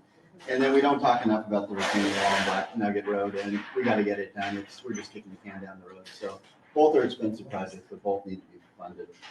And, if we got to get creative, figure out how to fund them, we got to get creative. Can I ask a question about the retaining wall? No. Yes. Well, I mean, you don't replace your car usually until the maintenance costs are such that you have to replace your car. Right? You don't replace your car merely because 5 years are up. We did address this wall about 10 years ago, and we decided not to do anything at the time because it didn't need to be done like that. And so the question is, why right now instead of when the engineers tell us we need to do it? Zach. Well, if I just was curious about the same thing, so I went and looked in the CIP, and it looks like it's actually, the wall replacement is required by year 2024. I was wondering if we had anyone on staff that could speak to that. Probably not today, but there is a good question there. One of the community perceptions is that it looks like it's a problem, but the reality is the seepage and all that may not be the problem. It's the structural integrity of the tiebacks and all the rest of it. So I think we need to get you some more information on it. You could also decide, in my opinion only, an aesthetic, something that takes if it is structurally sound, if there is a date for a repair, you can consider doing something to get the community pier level down that is aesthetic. Because the drainage is not the issue, it's structural stability. Yeah, and so sometimes you don't know that your car is about to break down, and you wish you would replace it before your transmission goes out, and you spend several $1,000s replacing your transmissions like I did a couple years ago. So some of this is being a little bit proactive and trying to get ahead of it before we have a disaster, because if it failed, it would be catastrophic. And it's not it's not a matter when the transmission's going out. The transmission's going out. So maybe it's getting the professionals to tell us when the transmission's going to go out and it's going to fail. But it's one we've been talking about forever. Okay. Got me. So I've got 7 colors here. Then you can't be anonymous. What? Can't be anonymous. Oh, no, you're not gonna be anonymous, sorry. I've got 7 colors here, I'm gonna hand them out. I don't know if we have scissors or whether we're just going to say, take off a set of 6 and tear and such. Yeah. Okay, so I'm gonna pass around, I don't think we need more than 2 pages each-ish. We should each take a different color. Yes. We shouldn't need more than 14, Take right? Yeah, take the color, so, take the red, all of the red, yeah. Oh, just take all of them. Just take them all. Maybe, Or take them at the bottom. or maybe we just, So you can get that choice. That's okay. We're doing yellow on there. What's up? Of course, I need blue. Oh man, I have lots of. If I could just speak briefly on the EV, Either that or. EV fleet. It's one of the best ways that we can lead in getting carbon out of the atmosphere. Stick a stake in the ground, put the cars on the road that are setting an example and set the infrastructure out there as well that'll help encourage others to follow that path. okay, so you need to tear off or just recognize you can only take 6 for capital, and capital is all of this stuff on these walls that is black, don't vary into the green areas, and yes. Sorry, Just a side note on the Black Nugget Road retaining wall. Go for it. That's TR 33. The department, we have a request in already from the department that design work would start in 23, construction would be in 24 and 25. That's the We just timeline. planned for this draft budget. Yes. That's what's in this case. Okay. The other thing I will say is what we are doing here as a project and priorities is somewhat irrespective, not taking into account what the budget actualities are. This is not us narrowing ourselves down and saying, I think the only thing we're gonna be able to accomplish is X. This is putting some priorities out there and then letting the administration utilize it in what the actual numbers are. And then also letting us, when we're coming back to our budget analysis and taking the proposal and making a decision is, and how do we want to use our priorities if they're not all in the budget, which obviously they won't be, so, yeah. Okay, everybody ready? Go. And with the colors. Yeah, exactly.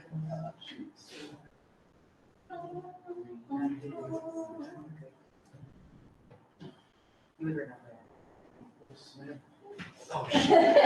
1, 2, 3. No.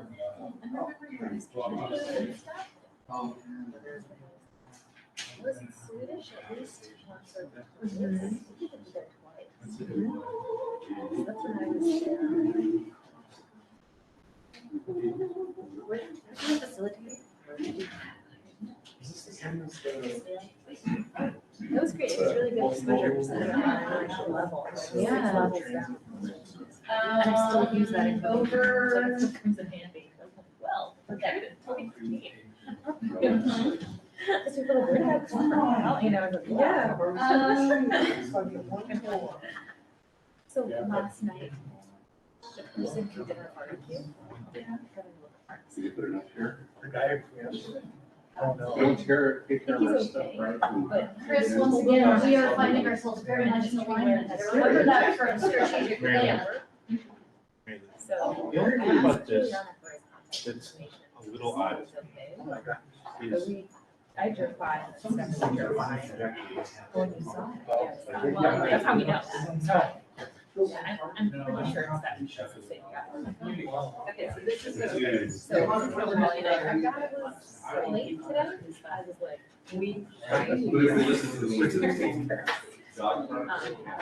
but yeah, so I'm kind of. So you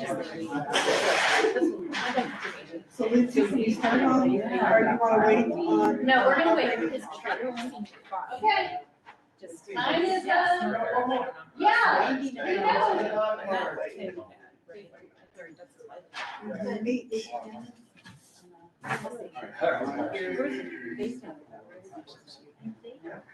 Can I guess somewhere south? He was on the.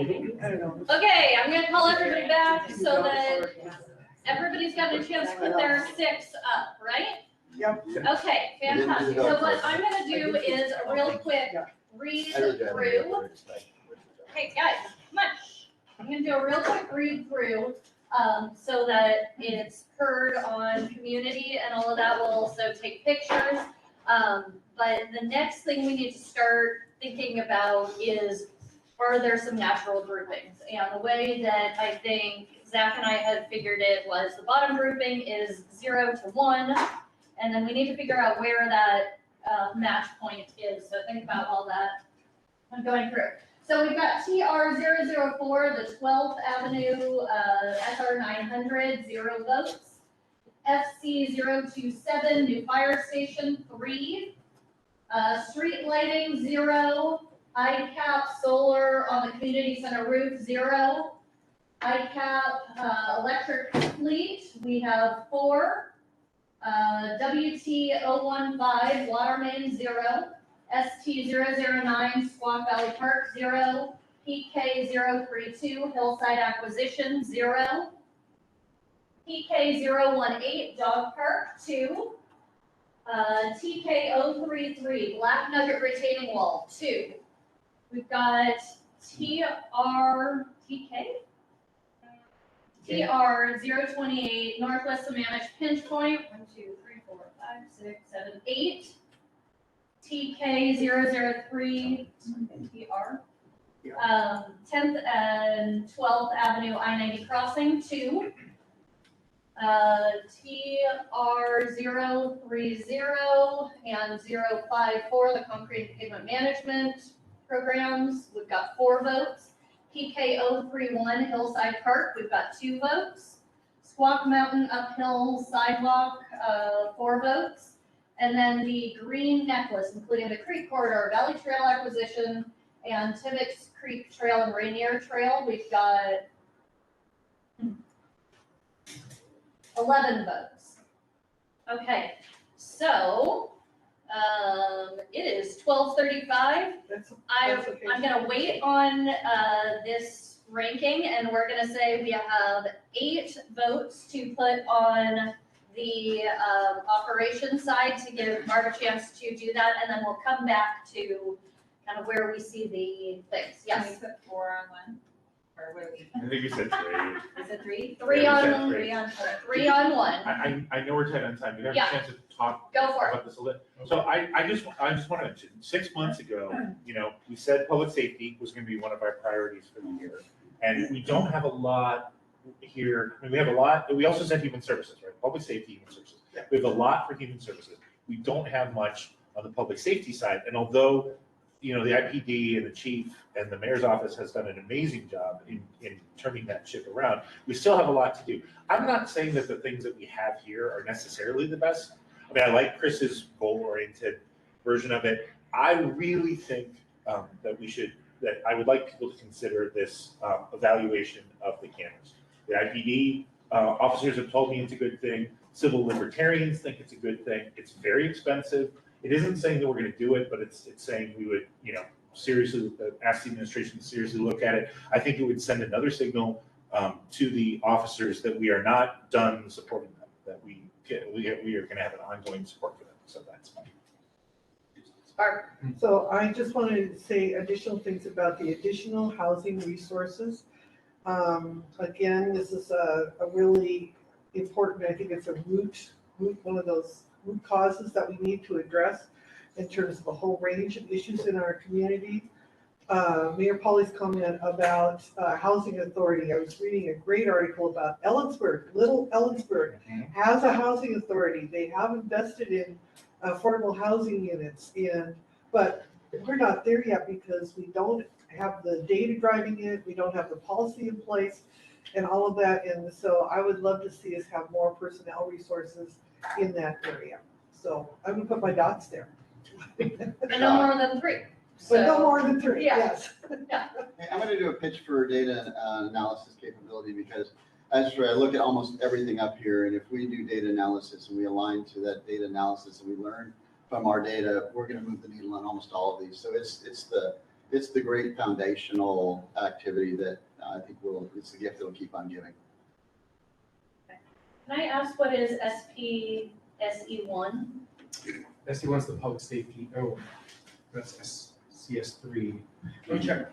That is a little cryptic.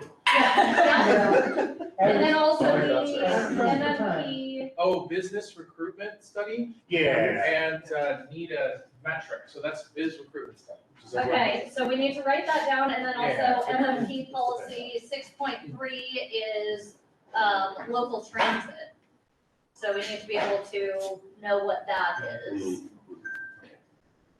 It's all important. The MMP policy next to that, so that's that. And then Title 16 work, just want to make sure everybody knows that building code different from Title 18. And then let's see what else over here might need. Intermediate planning, build out data analysis, increase hours of equity, master facilities, transit master, additional housing.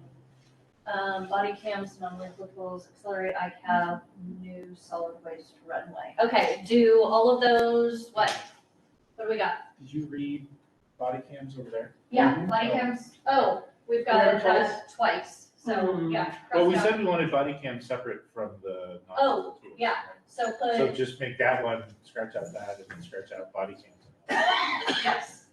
Great. What was the other one? So there was one more that needed writing Oh, down. just Title 16, I just want to make sure that's building code, but that's fine. I need that as a lead, it's Zach running across. Yeah. You can make it a gift that it just. Yeah, comes back that and forth works. continuously. Okay, how are we feeling? 8 dots? Yeah. Ready, set, go.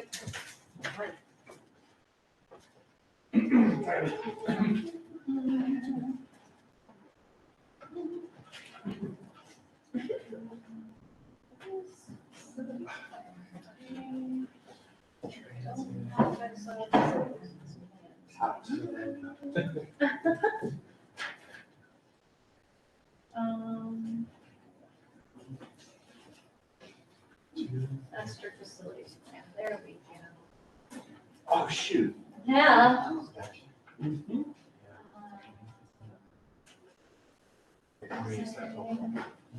Yeah, I know. Yes, we should have one over there that is the MMP for local. Someone's got to creep that out. Not a surprise. Easy to find. Okay. Oh, MMP policy, that's the local, transit. Here, where's the green pen? Here. Which one's that? MMC policy 6.3 is, is the, Underserved neighborhoods. transit, neighborhood transit. Is transpo staff different from transpo demand manager? Yes, transportation staff is for capital projects and such. Transportation demand manager is about communication for alternative modes. Okay, thank you. Yeah.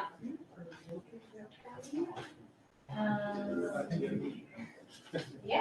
I know. What was the last one? I know. Jobs. Focused on jobs. Title 18. Yeah, this was a lot easier doing it in person than when we tried to do it last year online. Oh, Yeah. Yeah. It's just more fun. Oh, so many things I want Yeah, to because do. where we were, it was the only game in town, but. The interactive board was novel and new, but I'm sorry. Interesting, we have a more, Amen to that. we have a wider spread on this than we did on I think capital. this is hard. But I mean, there's very few This is work. so hard. Which tells you that your big trade-offs at budget time are probably gonna be in the operational category. Like Stacy calls, if you're gonna add something, you have to take something off of Right, it. so the zero sum. It's not gonna be so much on the capital side, it's a lot on the. Oh, God. People get to make their case. Get promoted tomorrow. Interesting. So where is Barb? Okay, I just want to make sure we Her give her a dots were chance orange. to. So if the orange dots are up, I see orange dots up, so. Yeah, she needs to Actually, all, head out, so I yeah, just want to she- make sure. all- she all has- 14 dots have been used. 15. Yeah, I just want to make sure she has a chance to talk about output before she heads out. Yeah. Scoundrel. Yes, you can photograph them. Please, fantastic. I mean, that, it doesn't do it. Okay, so I'm just gonna read them out so that we have them on record as well, and then before Barb gets out of here. So for the operations side, we had TOD, the transit-oriented development, no votes. Title 16, building code, no votes. Community engagement, 1 vote. Master mobility plan policy 6.3, neighborhood transit, 3 votes. Additional transportation staff, no votes. SPSE1, business recruitment study, 1 vote. SPCS3, body cams, 4 votes. 24/7 behavioral support, 2 votes. Civic engagement, 1 vote. Transportation Demand Manager, 1 vote. Increase Human Services Grant Money, 2 votes. Title 18 Whiteboard, 7 votes. Human Services Pilot, example. Transitional housing is. Transitional housing, 1 vote. Urban Forest Management, 5 votes. Reduce property crime, 4 votes. I was gonna read these off and then give you just a chance to summarize anything if you feel like you need, or are you out of here? I think I'm fine. Okay, fantastic. I'll be out. Integrated community planning, 1 vote. Increase hours of equity training, no votes. Build out data analysis, 6 votes. Master facilities planning, 4 votes. Transit master plan, 2 votes. Additional housing resources, 5 votes. SPCS 3, non-lethal tools, 2 votes. Accelerate ICAP, 4 votes. And new solid waste runway, 0 votes.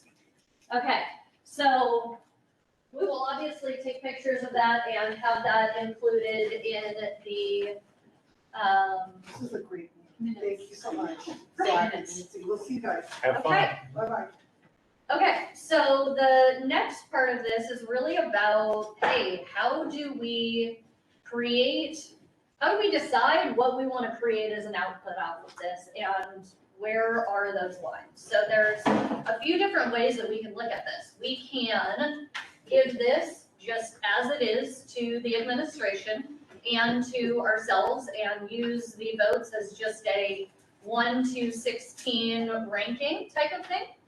We can take it and develop buckets. So a bottom bucket with very little support, a middle bucket with some support, and those top outlying areas where we see a lot of support, we can just leave it in buckets.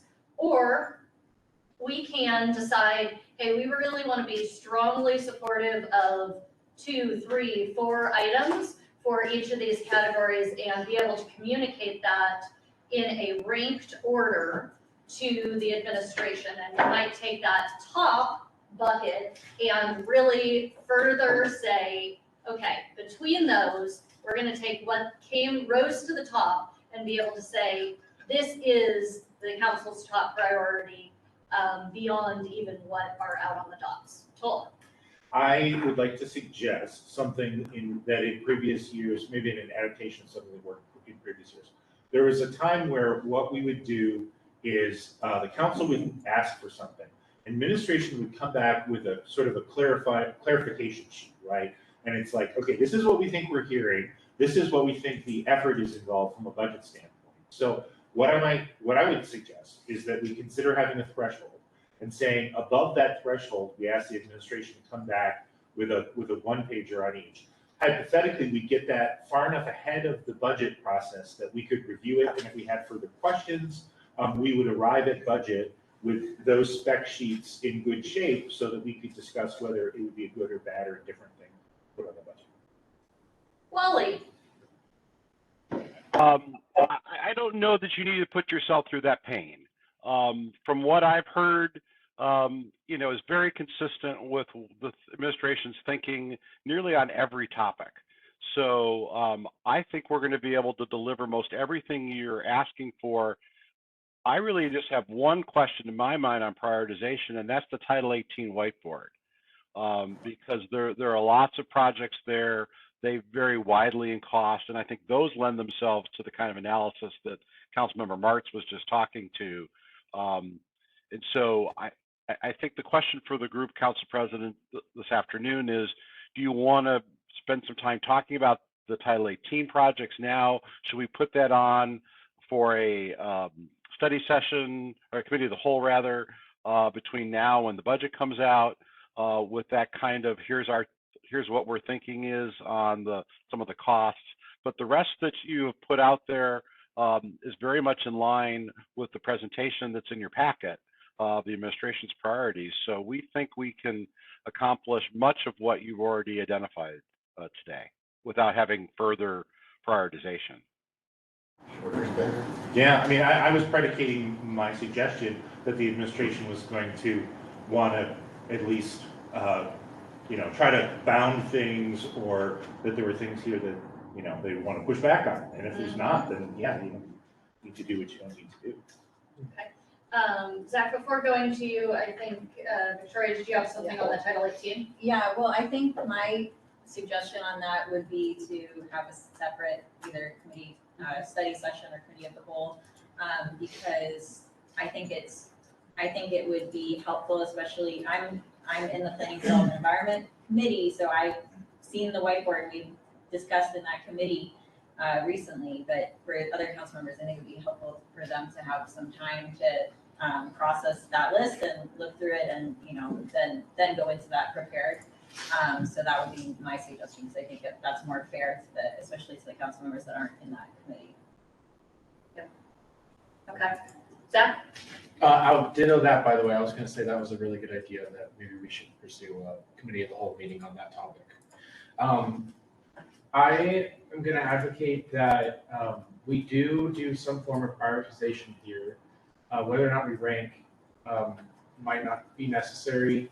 I think we should come out of this with our top 2 capital priorities, maybe our top 3 operating priorities, ranked by the number of votes that they have, and maybe we can have a discussion about that. Maybe they don't need to be ranked. Maybe it's just, this is our tier 1 priorities for each. And then we can include the list of all the other votes kind of in an attachment to that document, but then we have a really focused list heading into budget development for the administration, but also for council to say, if we come out with these, some of them are really big, like green necklace in Title 18, but if we go into budget knowing that these are our top priorities and we come out satisfied, then we will have, had a successful budget development season. I think keeping it focused and short is also beneficial because of concerns with inflation. It's also our very first 2-year budget ever, so I think it might be better to be more conservative in that approach. And then also, as City Administrator Bobquist pointed out the other day by email, we have a lot of labor agreements that will be coming up too that I think we need to be mindful of as well. So I would suggest that we stay as focused as possible on our lists and come out with maybe top 2 capital, top 3 operating, and go into budget season with that document held high going forward. Thanks. City Administrator? No, I'm sorry, I just left my camera on. We can certainly do that. I guess my message is that we can give you probably more than your top 2 or 3. But if you feel from a policy direction that you'd like to do that, certainly by all means. But I think nothing I've heard today is not really going against anything we haven't already modeled.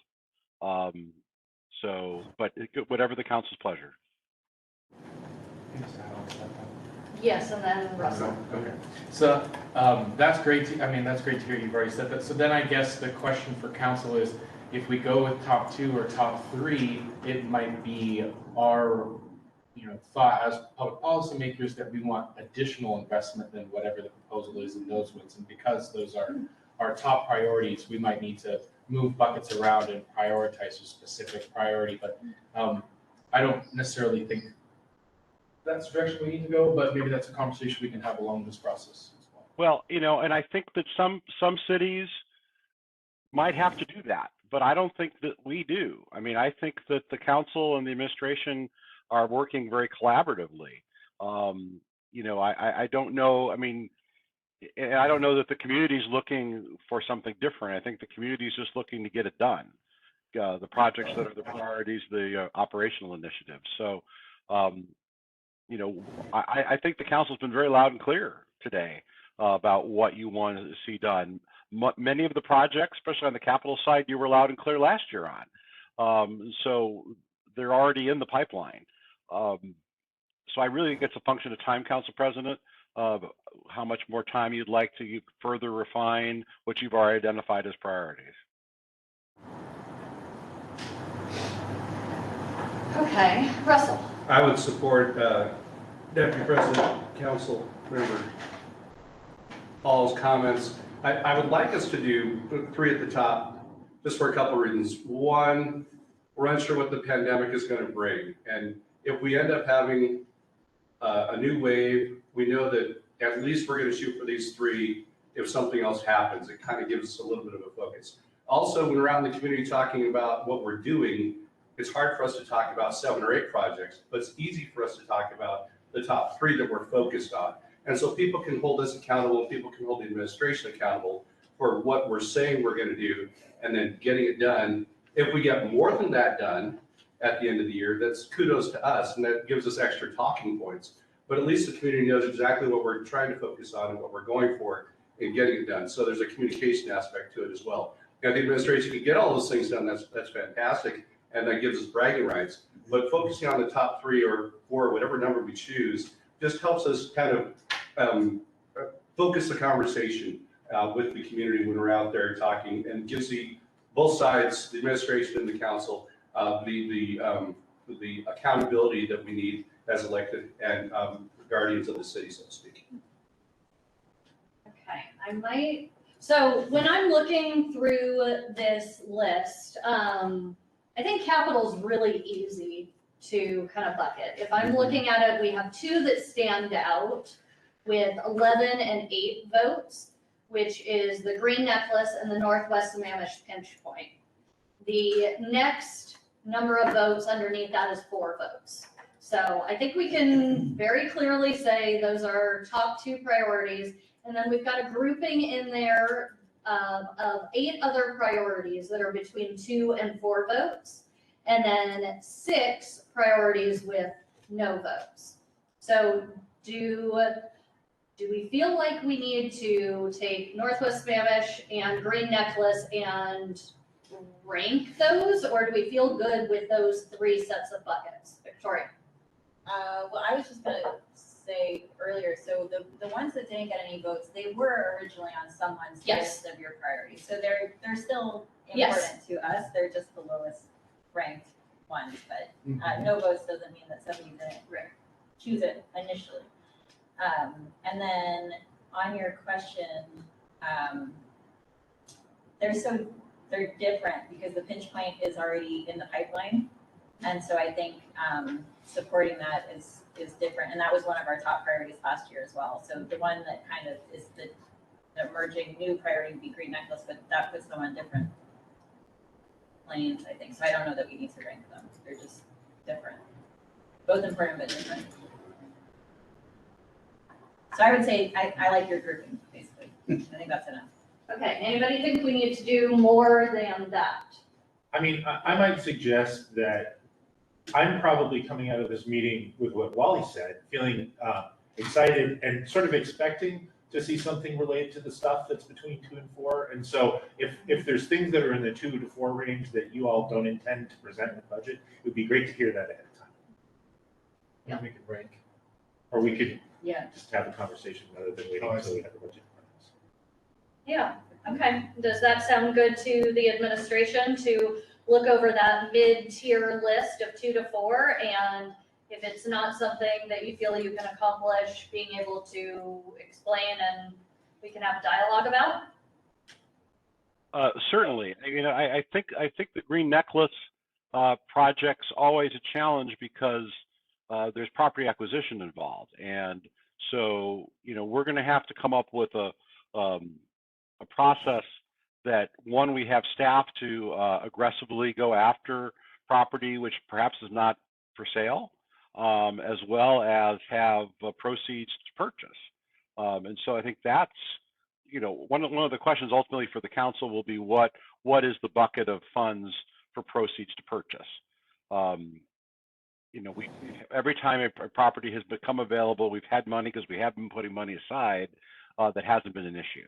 And so if the council is requesting that the administration accelerate that process, so the devil gets in the details of, you know, how do you encourage sellers to sell and do it in a economical way. So we'll take on the challenge. As you all are aware, we've already indicated through the capital financing work desire to put some additional energy to this. So I think we're going to be fine with that.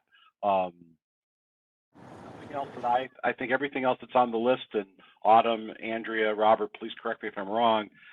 is otherwise in our plans to work on. So, you know, unless there's a council direction to wildly accelerate that, which I'm not hearing, those projects will continue to move forward. Anyone in the room, staff, please correct me if I'm misstating that. No, I think, Wally, that's exactly correct.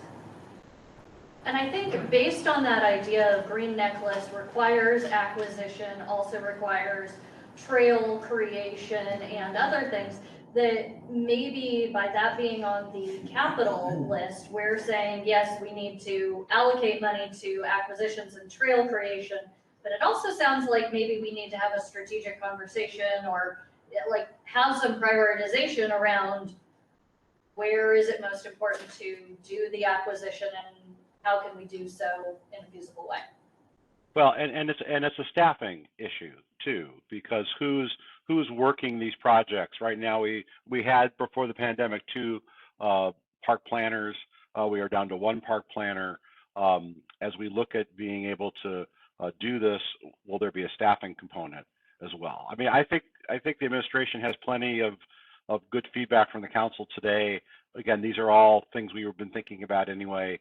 I think we'll be able to put together a budget that meets the council's needs. Okay, so do we feel good on the capital side of giving those 3 buckets with the direction of if something is in that mid bucket and it isn't going to be in the budget, we want to hear about it and have an early conversation? Yes, okay. Operations is more difficult. I think of the 24, we've got 5 that have 0 votes of priority. We've got another 11 that have 1 to 2. So that gives us our bottom 2/3, maybe. But then we've got 2 other potential buckets. We've got a top tier, and we'll have to figure out where we want to leave that. We've got 1 with 7 votes, 1 with 6 votes, and 2 with 5 votes. So if we took that as the top tier, that would end up with 4 at that top. But then we've got another 4 with 4 votes and 1 with 3 votes. That almost indicates that maybe there's 4 tiers or something. So let me see if I can read off these top areas. So with 7 votes, we've got the Title 18 whiteboard. With 6 votes, we've got the data analysis. And tied with 5 votes, we've got urban forest management and additional housing resources. So it's possible that's a top tier, but then we also have, with 4 votes, accelerate the ICAP, facilities master plan, reduced property crime, and body cameras. So that, and then what's with, the 3? yeah, what is with 3 was the neighborhood transit. So, Did it work the same way that it did with capital, where the top 4 get special attention, and the ones that had 3 or 4 votes, again, if the administration isn't intending to come forward with a proposal at budget time, talk ahead of that to understand. but do we feel like that 3 level is the right area versus going down to 2? I think there's 1, 2, 3, 4, 5 that have 2, so that feels like it would make the bucket too big. So the top tier would be 4 items, and the next tier would be 5 items. That feel comfortable? Thumbs up. Thumbs up, thumbs up, thumbs up. Okay. Within that top tier, since they're all very close together with 7 votes, 6, 5, and 5, do we feel like we need to do any kind of additional ranking? Or is grouping those in with the idea that they had 6, 7, 6, 5, 5, does that make us feel comfortable? You know what I like about those 4 things? If you look at them, they're all very different.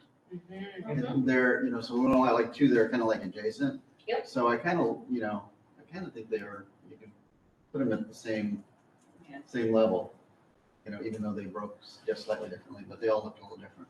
That's fine. Yeah. Wally.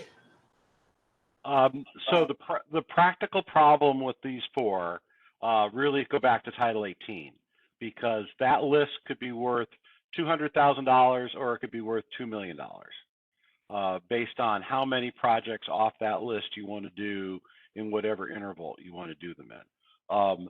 The data analytics is likely at FTE or a portion of an FTE, so that's a modest cost. The urban forestry, the administration really feels this is extremely important. We've been working on models there, and that is also probably an FTE. The housing, we're also trying to sort through that, and that is probably consultant costs or a portion of an FTE.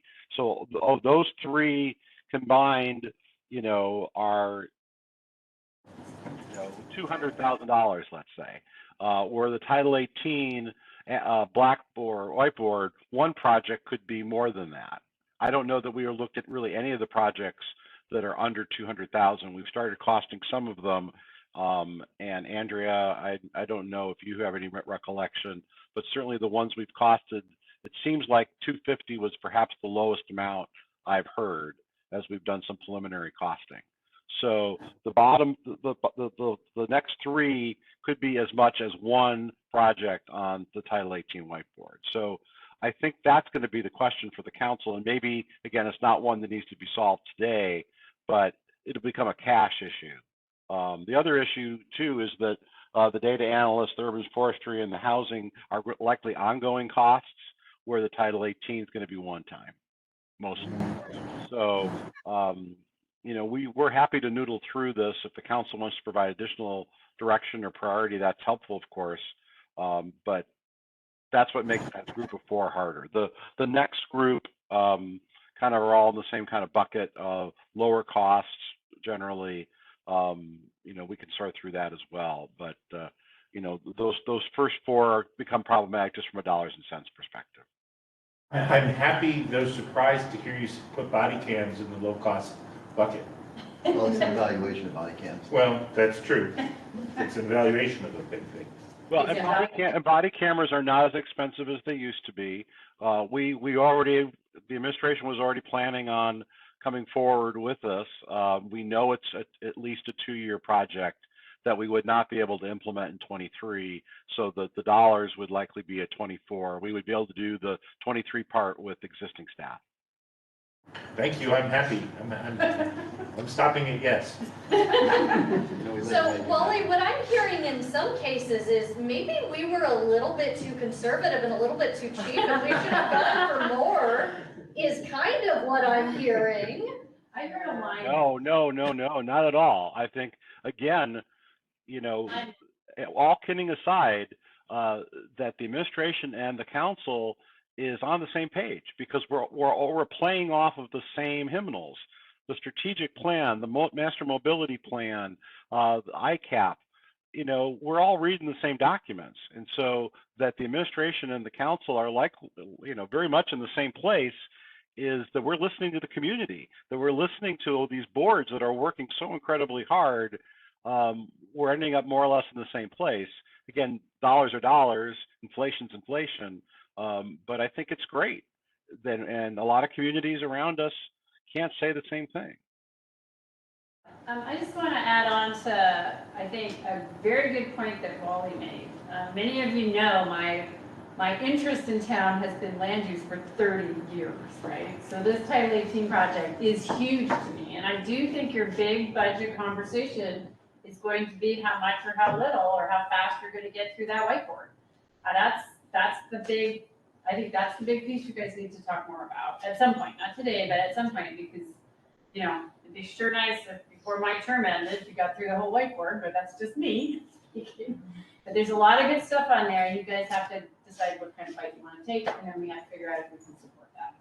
So toward that idea, what I was gonna say, continuing on what I heard from Wally, is sounds like we are gonna need to have another conversation about what that Title 18 whiteboard list is. And so does the council feel like doing that in a council of the whole is a good idea? Does it need to start with the PDE and then move on?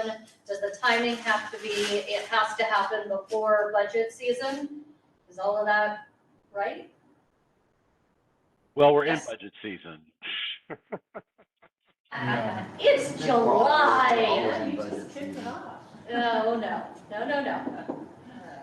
Zach, go ahead. Yeah, I was gonna say, I think going to a committee of the whole is fine because it is a budget discussion. And what I was gonna say was I really liked how Wally was talking about this. And I think it's okay for us to do the structure of the list kind of as we were describing it, with the 7 votes, 6 votes, and 5 votes all being in one category, recognizing that Title 18 has this asterisk next to it right now, and that we have this upcoming conversation about what can we get accomplished in the biennium from the whiteboard, and then that will be in place of Title 18. That's what that will mean, not all of the Title 18 whiteboard. So I think as long as all of council is in agreement on that, which looks like there's some nodding, then I'm okay with that kind of list structure, if that makes sense. Okay. Anything else? So it sounds like we've come up with this idea that there are buckets. And for operation and capital, that top bucket, which is either 2 or 4 projects respectively, we just think our super priorities have to be in budget. The next set, we are asking for and saying, hey, if they're not able to be because you guys know the budget realities, then let's talk through what that is. There's a few things in each of the areas that might need more conversation to get down to the specifics on what it means for the green necklace and kind of how we approach the strategy for that. Also on Title 18 with the whiteboard, what is in scope on that? What can we accomplish in this budget cycle versus future? And how we have a conversation with that with the larger council. Hey guys, we're early. That's okay. Go catch a picture. Okay. Alignment. Alignment. We love this. Okay, so at this point, we have the potential for a 10-minute break followed by the 20 minutes of the administration budget priorities, some opportunity for Q2 reports and public comment. So Roll on. keep going, roll on. People can get up as needed. So we will roll on to administration budget priorities. Is that something Wally's gonna do? I think so. Chris, if you could put up the PowerPoint so I can see it too.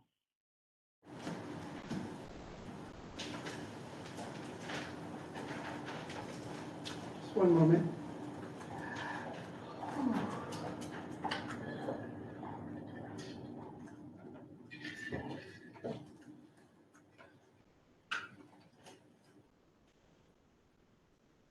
So I'll make this quick because most everything on here is something we've talked about. Next slide. So here are the 7 buckets we came up with. Next slide. We haven't talked a lot today about staffing. We have in the last 2 years probably gone through 2/3 to 3/4 of staff turnover. And so for an organization of about 250 people to think that we have hired, over 150 new staff in that period is a daunting, large issue, and it continues to have impacts on everything we do. And so as we look at the budget moving forward, not only our fiscal health, but staffing issues are really important. Inflation, we've talked about 10.1%. As we go to the bargaining table, that number, the June 30 inflation number, is the number we start bargaining with. And so where we've had 2% and 3% increases in our contracts, we are now, at least at the bargaining table, going to be starting with 10.1%. That's a huge, huge hit to our budget. Every percentage of payroll is about $250,000, Robert. Is that in the ballpark? So that 10% potentially means $2 million. So that is something we need to continue to be mindful of. Not only that, we are seeing the need to make adjustments on full-time staff pay on a classification by classification basis as we've gone out to hire people. That's going to continue. We have not come to grips completely with the costs associated with part-time staff. And so we've made adjustments there and we'll continue to make adjustments. On the fiscal side, the revenue stabilization, we've already talked to a little bit today, and we'll talk more. We'll be coming to the council next month with our mid-year budget and revenue forecast, so we'll leave the rest of that discussion. But clearly, we're still in the midst of seeing some stabilization there. And then the staffing stabilization, we've just had a recruitment and retention staff member in HR come join us in the last several weeks. You know, we're going to have to continue to look at the costs associated with recruitment and retention. And as we're building the budget, we're trying to make sure that there is dollars available for that as well. Next slide. Capital improvement. I don't know that there's much else to say. I think we've talked about all of these points today. Let's just go to the next slide. Police and Human Services. Again, I think we've covered that, the performance measurement piece. Appreciate the council's interest in that, and so we will, in the budget, come back, I think, with some adjustments on how we staff that. We've also talked about the homelessness issue, the pilot, and the staffing resources required there. Next slide. Sustainability in the environment. Again, I've covered that. Urban forest management is something that we've been thinking of. And then the park strategic plan update.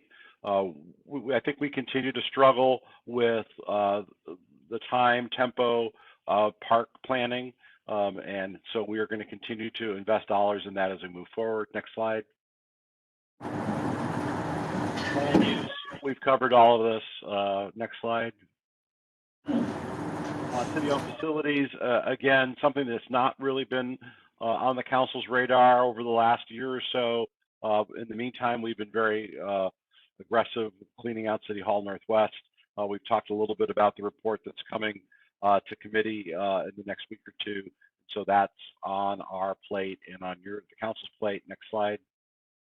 And then citywide initiatives, we have another community survey coming up next year, so we'll need to budget for that. We've talked about communications. We've talked a little bit about equity. We're going to need to continue to invest resources in having staff implement the equity framework, and we've talked about the performance measurement piece. Next slide. That's it. I'm President, happy to answer any questions, but as I said earlier, I think this conversation today really echoes that the council and the administration are largely on the same page of issues that are important in Issaquah. Okay.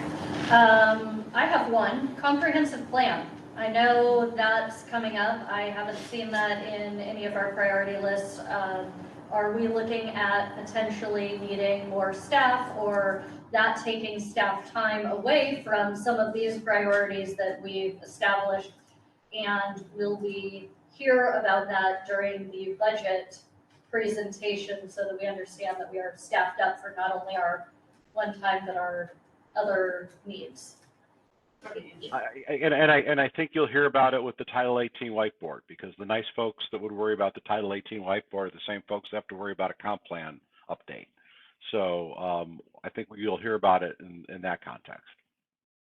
Okay, I'm thinking more of the staff and time commitment that's going to be needed. I'm on the Affordable Housing Committee and other things, and I'm hearing regionally, everybody's like, comp plan's gonna be a big thing, staff isn't gonna be able to do other things. And so I want to be able to hear clearly from the administration that when we're looking at this budget cycle, we are aware and have considered that, and that it's not going to hurt these other priorities that we've established. I don't want to hear, oh, we don't have staff for that, if it's this known thing coming up. So. And the question back to the council will be, how aggressive on Title 18 whiteboard do you want to be? And depending on what the answer to that question is going to have an impact on the resources we have for the comp plan. Great, let's have that conversation, because my answer is so aggressive. So looking forward to that. And then it comes down to how much cash are we spending? I mean, it's one-time dollars. We have one-time dollars to allocate. Those would come from, otherwise we would likely spend them on capital projects. And so then you get to the list of capital projects that weren't in your top bucket, and then that'll compete with funding planning consultants. Yeah. One thing I want everybody to consider too, especially since you're hearing it at the regional level, is planners aren't in abundance right now. Neither are engineers. And all cities are going to go through this comprehensive plan update. So while getting the input from the council on how aggressive you want to be, we will have to go and do a reality resource check to make sure that there are consultants available for our Title 18. Just remember, we're the only ones with a Title 18 whiteboard. Nobody else is doing what you're doing, which is to build this new toolkit. So we'll, let's talk about what you want to do, and then we have to do a resource reality check and see, because we don't want to tell you that we can take on all these contracts to do things when the contractors are working on people's comprehensive plan updates. So we'll figure it all out after you have your conversation about where you guys want to land. And then, Robert, can we pull up the slide that you had on the budget calendar? Yes. I just want to kind of close with some of that idea on this budget conversation so that we are all aware of that. I'd also like to ask what is potentially different in this budget cycle with you taking the helm on this and with it being a biennium budget. What should we be aware of process-wise and calendar-wise that might be different from our previous processes? You could probably answer from last year, but Yeah. But I think, we're really aiming for a smoother process. We tried to start a little bit. It's toward the end, yeah. We started a little bit, I think, ahead of last year. I think staffing's obviously in a different place. Doesn't have to step in and wear multiple roles. Still does, but not with the budget this year. So we have started it, and I know we have, Dale was here, Susie, so we have Dale and Susie and myself working on the budget this year, so that's the difference from previous years. So I think, again, starting earlier, we've already gone through the capital request process with staff already. So we have the operating budget actually closing in about a week or so with staff. So we've started really early. We've already had a prioritization meeting with senior leadership team and Wally and Andrea. So we've already had that discussion. And so, keeping on track, we have the August 8th is going to be our kind of deep dive forecast. But again, like I said before, there's a lot of things that could change between now and adoption. You do have the ability to change between now and adoption. So if we saw a revenue drop, say, we're going to revenue increase before the end of the year, we can come back and make changes. And we don't like to make last minute changes, of course, but again, as long as the budget's open, if something fundamental does change, we're in a recession, if there's some other impact, obviously we will have that ability to go back during that time. So another thing I see on the calendar is that we are taking the budget and budget deliberations to each of the committees. So can you talk through what that will be? Because that's obviously different from any of our previous processes. What are you expecting as an outcome of that that's different from maybe, say, going to committee of the whole? Because it looks like I'm seeing only one committee, two committee of the whole, but only one for deliberation. And again, that can be extended. So again, we're being pretty aggressive on that back end schedule. Again, we can stretch that out if needed, have an additional meeting, and actually stretch out another council meeting, actually 2 council meetings maximum. So we could do that. But as far as the committee of the infrastructure committee and the services, safety and parks, that's going to be really focused on the capital requests. So committee of the whole really looks at the operating wise, because you got the executive budget, you have the other budgets in there, police. So those 2 would really be focused on the capital discussion. So that's why we want, and that's the way we understand it. Of course, the council wants a different format. We're certainly open to it, but that's how we presented it so far. We've looked at the committees and said, okay, but the capital, does it fit with committee of the whole, or does it fit the different components? And so that's what that was. It seems like PDE, when you're looking at capital, is looking squarely at the green necklace, just as another thought there. But do any of the council members have questions about that? Because all of this is different from how we've handled it previously, because we didn't have committees. We did, some of us did. Well, I think we did use this on different pieces. yeah, okay. Feeling good about that. Any other questions or thoughts about the budget schedule or how we're gonna handle this as a 2-year process? Nobody's as nervous about this as I am? Come on. I have one clarifying Yeah. question. So I would assume, we don't do the reallocation in the mid-year or the middle of the 2-year budget, but at the end of the 2 years, if there were funds that were unspent that you wanted to reallocate to that same project in the 3rd year, then that would be that reallocation Yes, we would do it process. every authorization. Russell?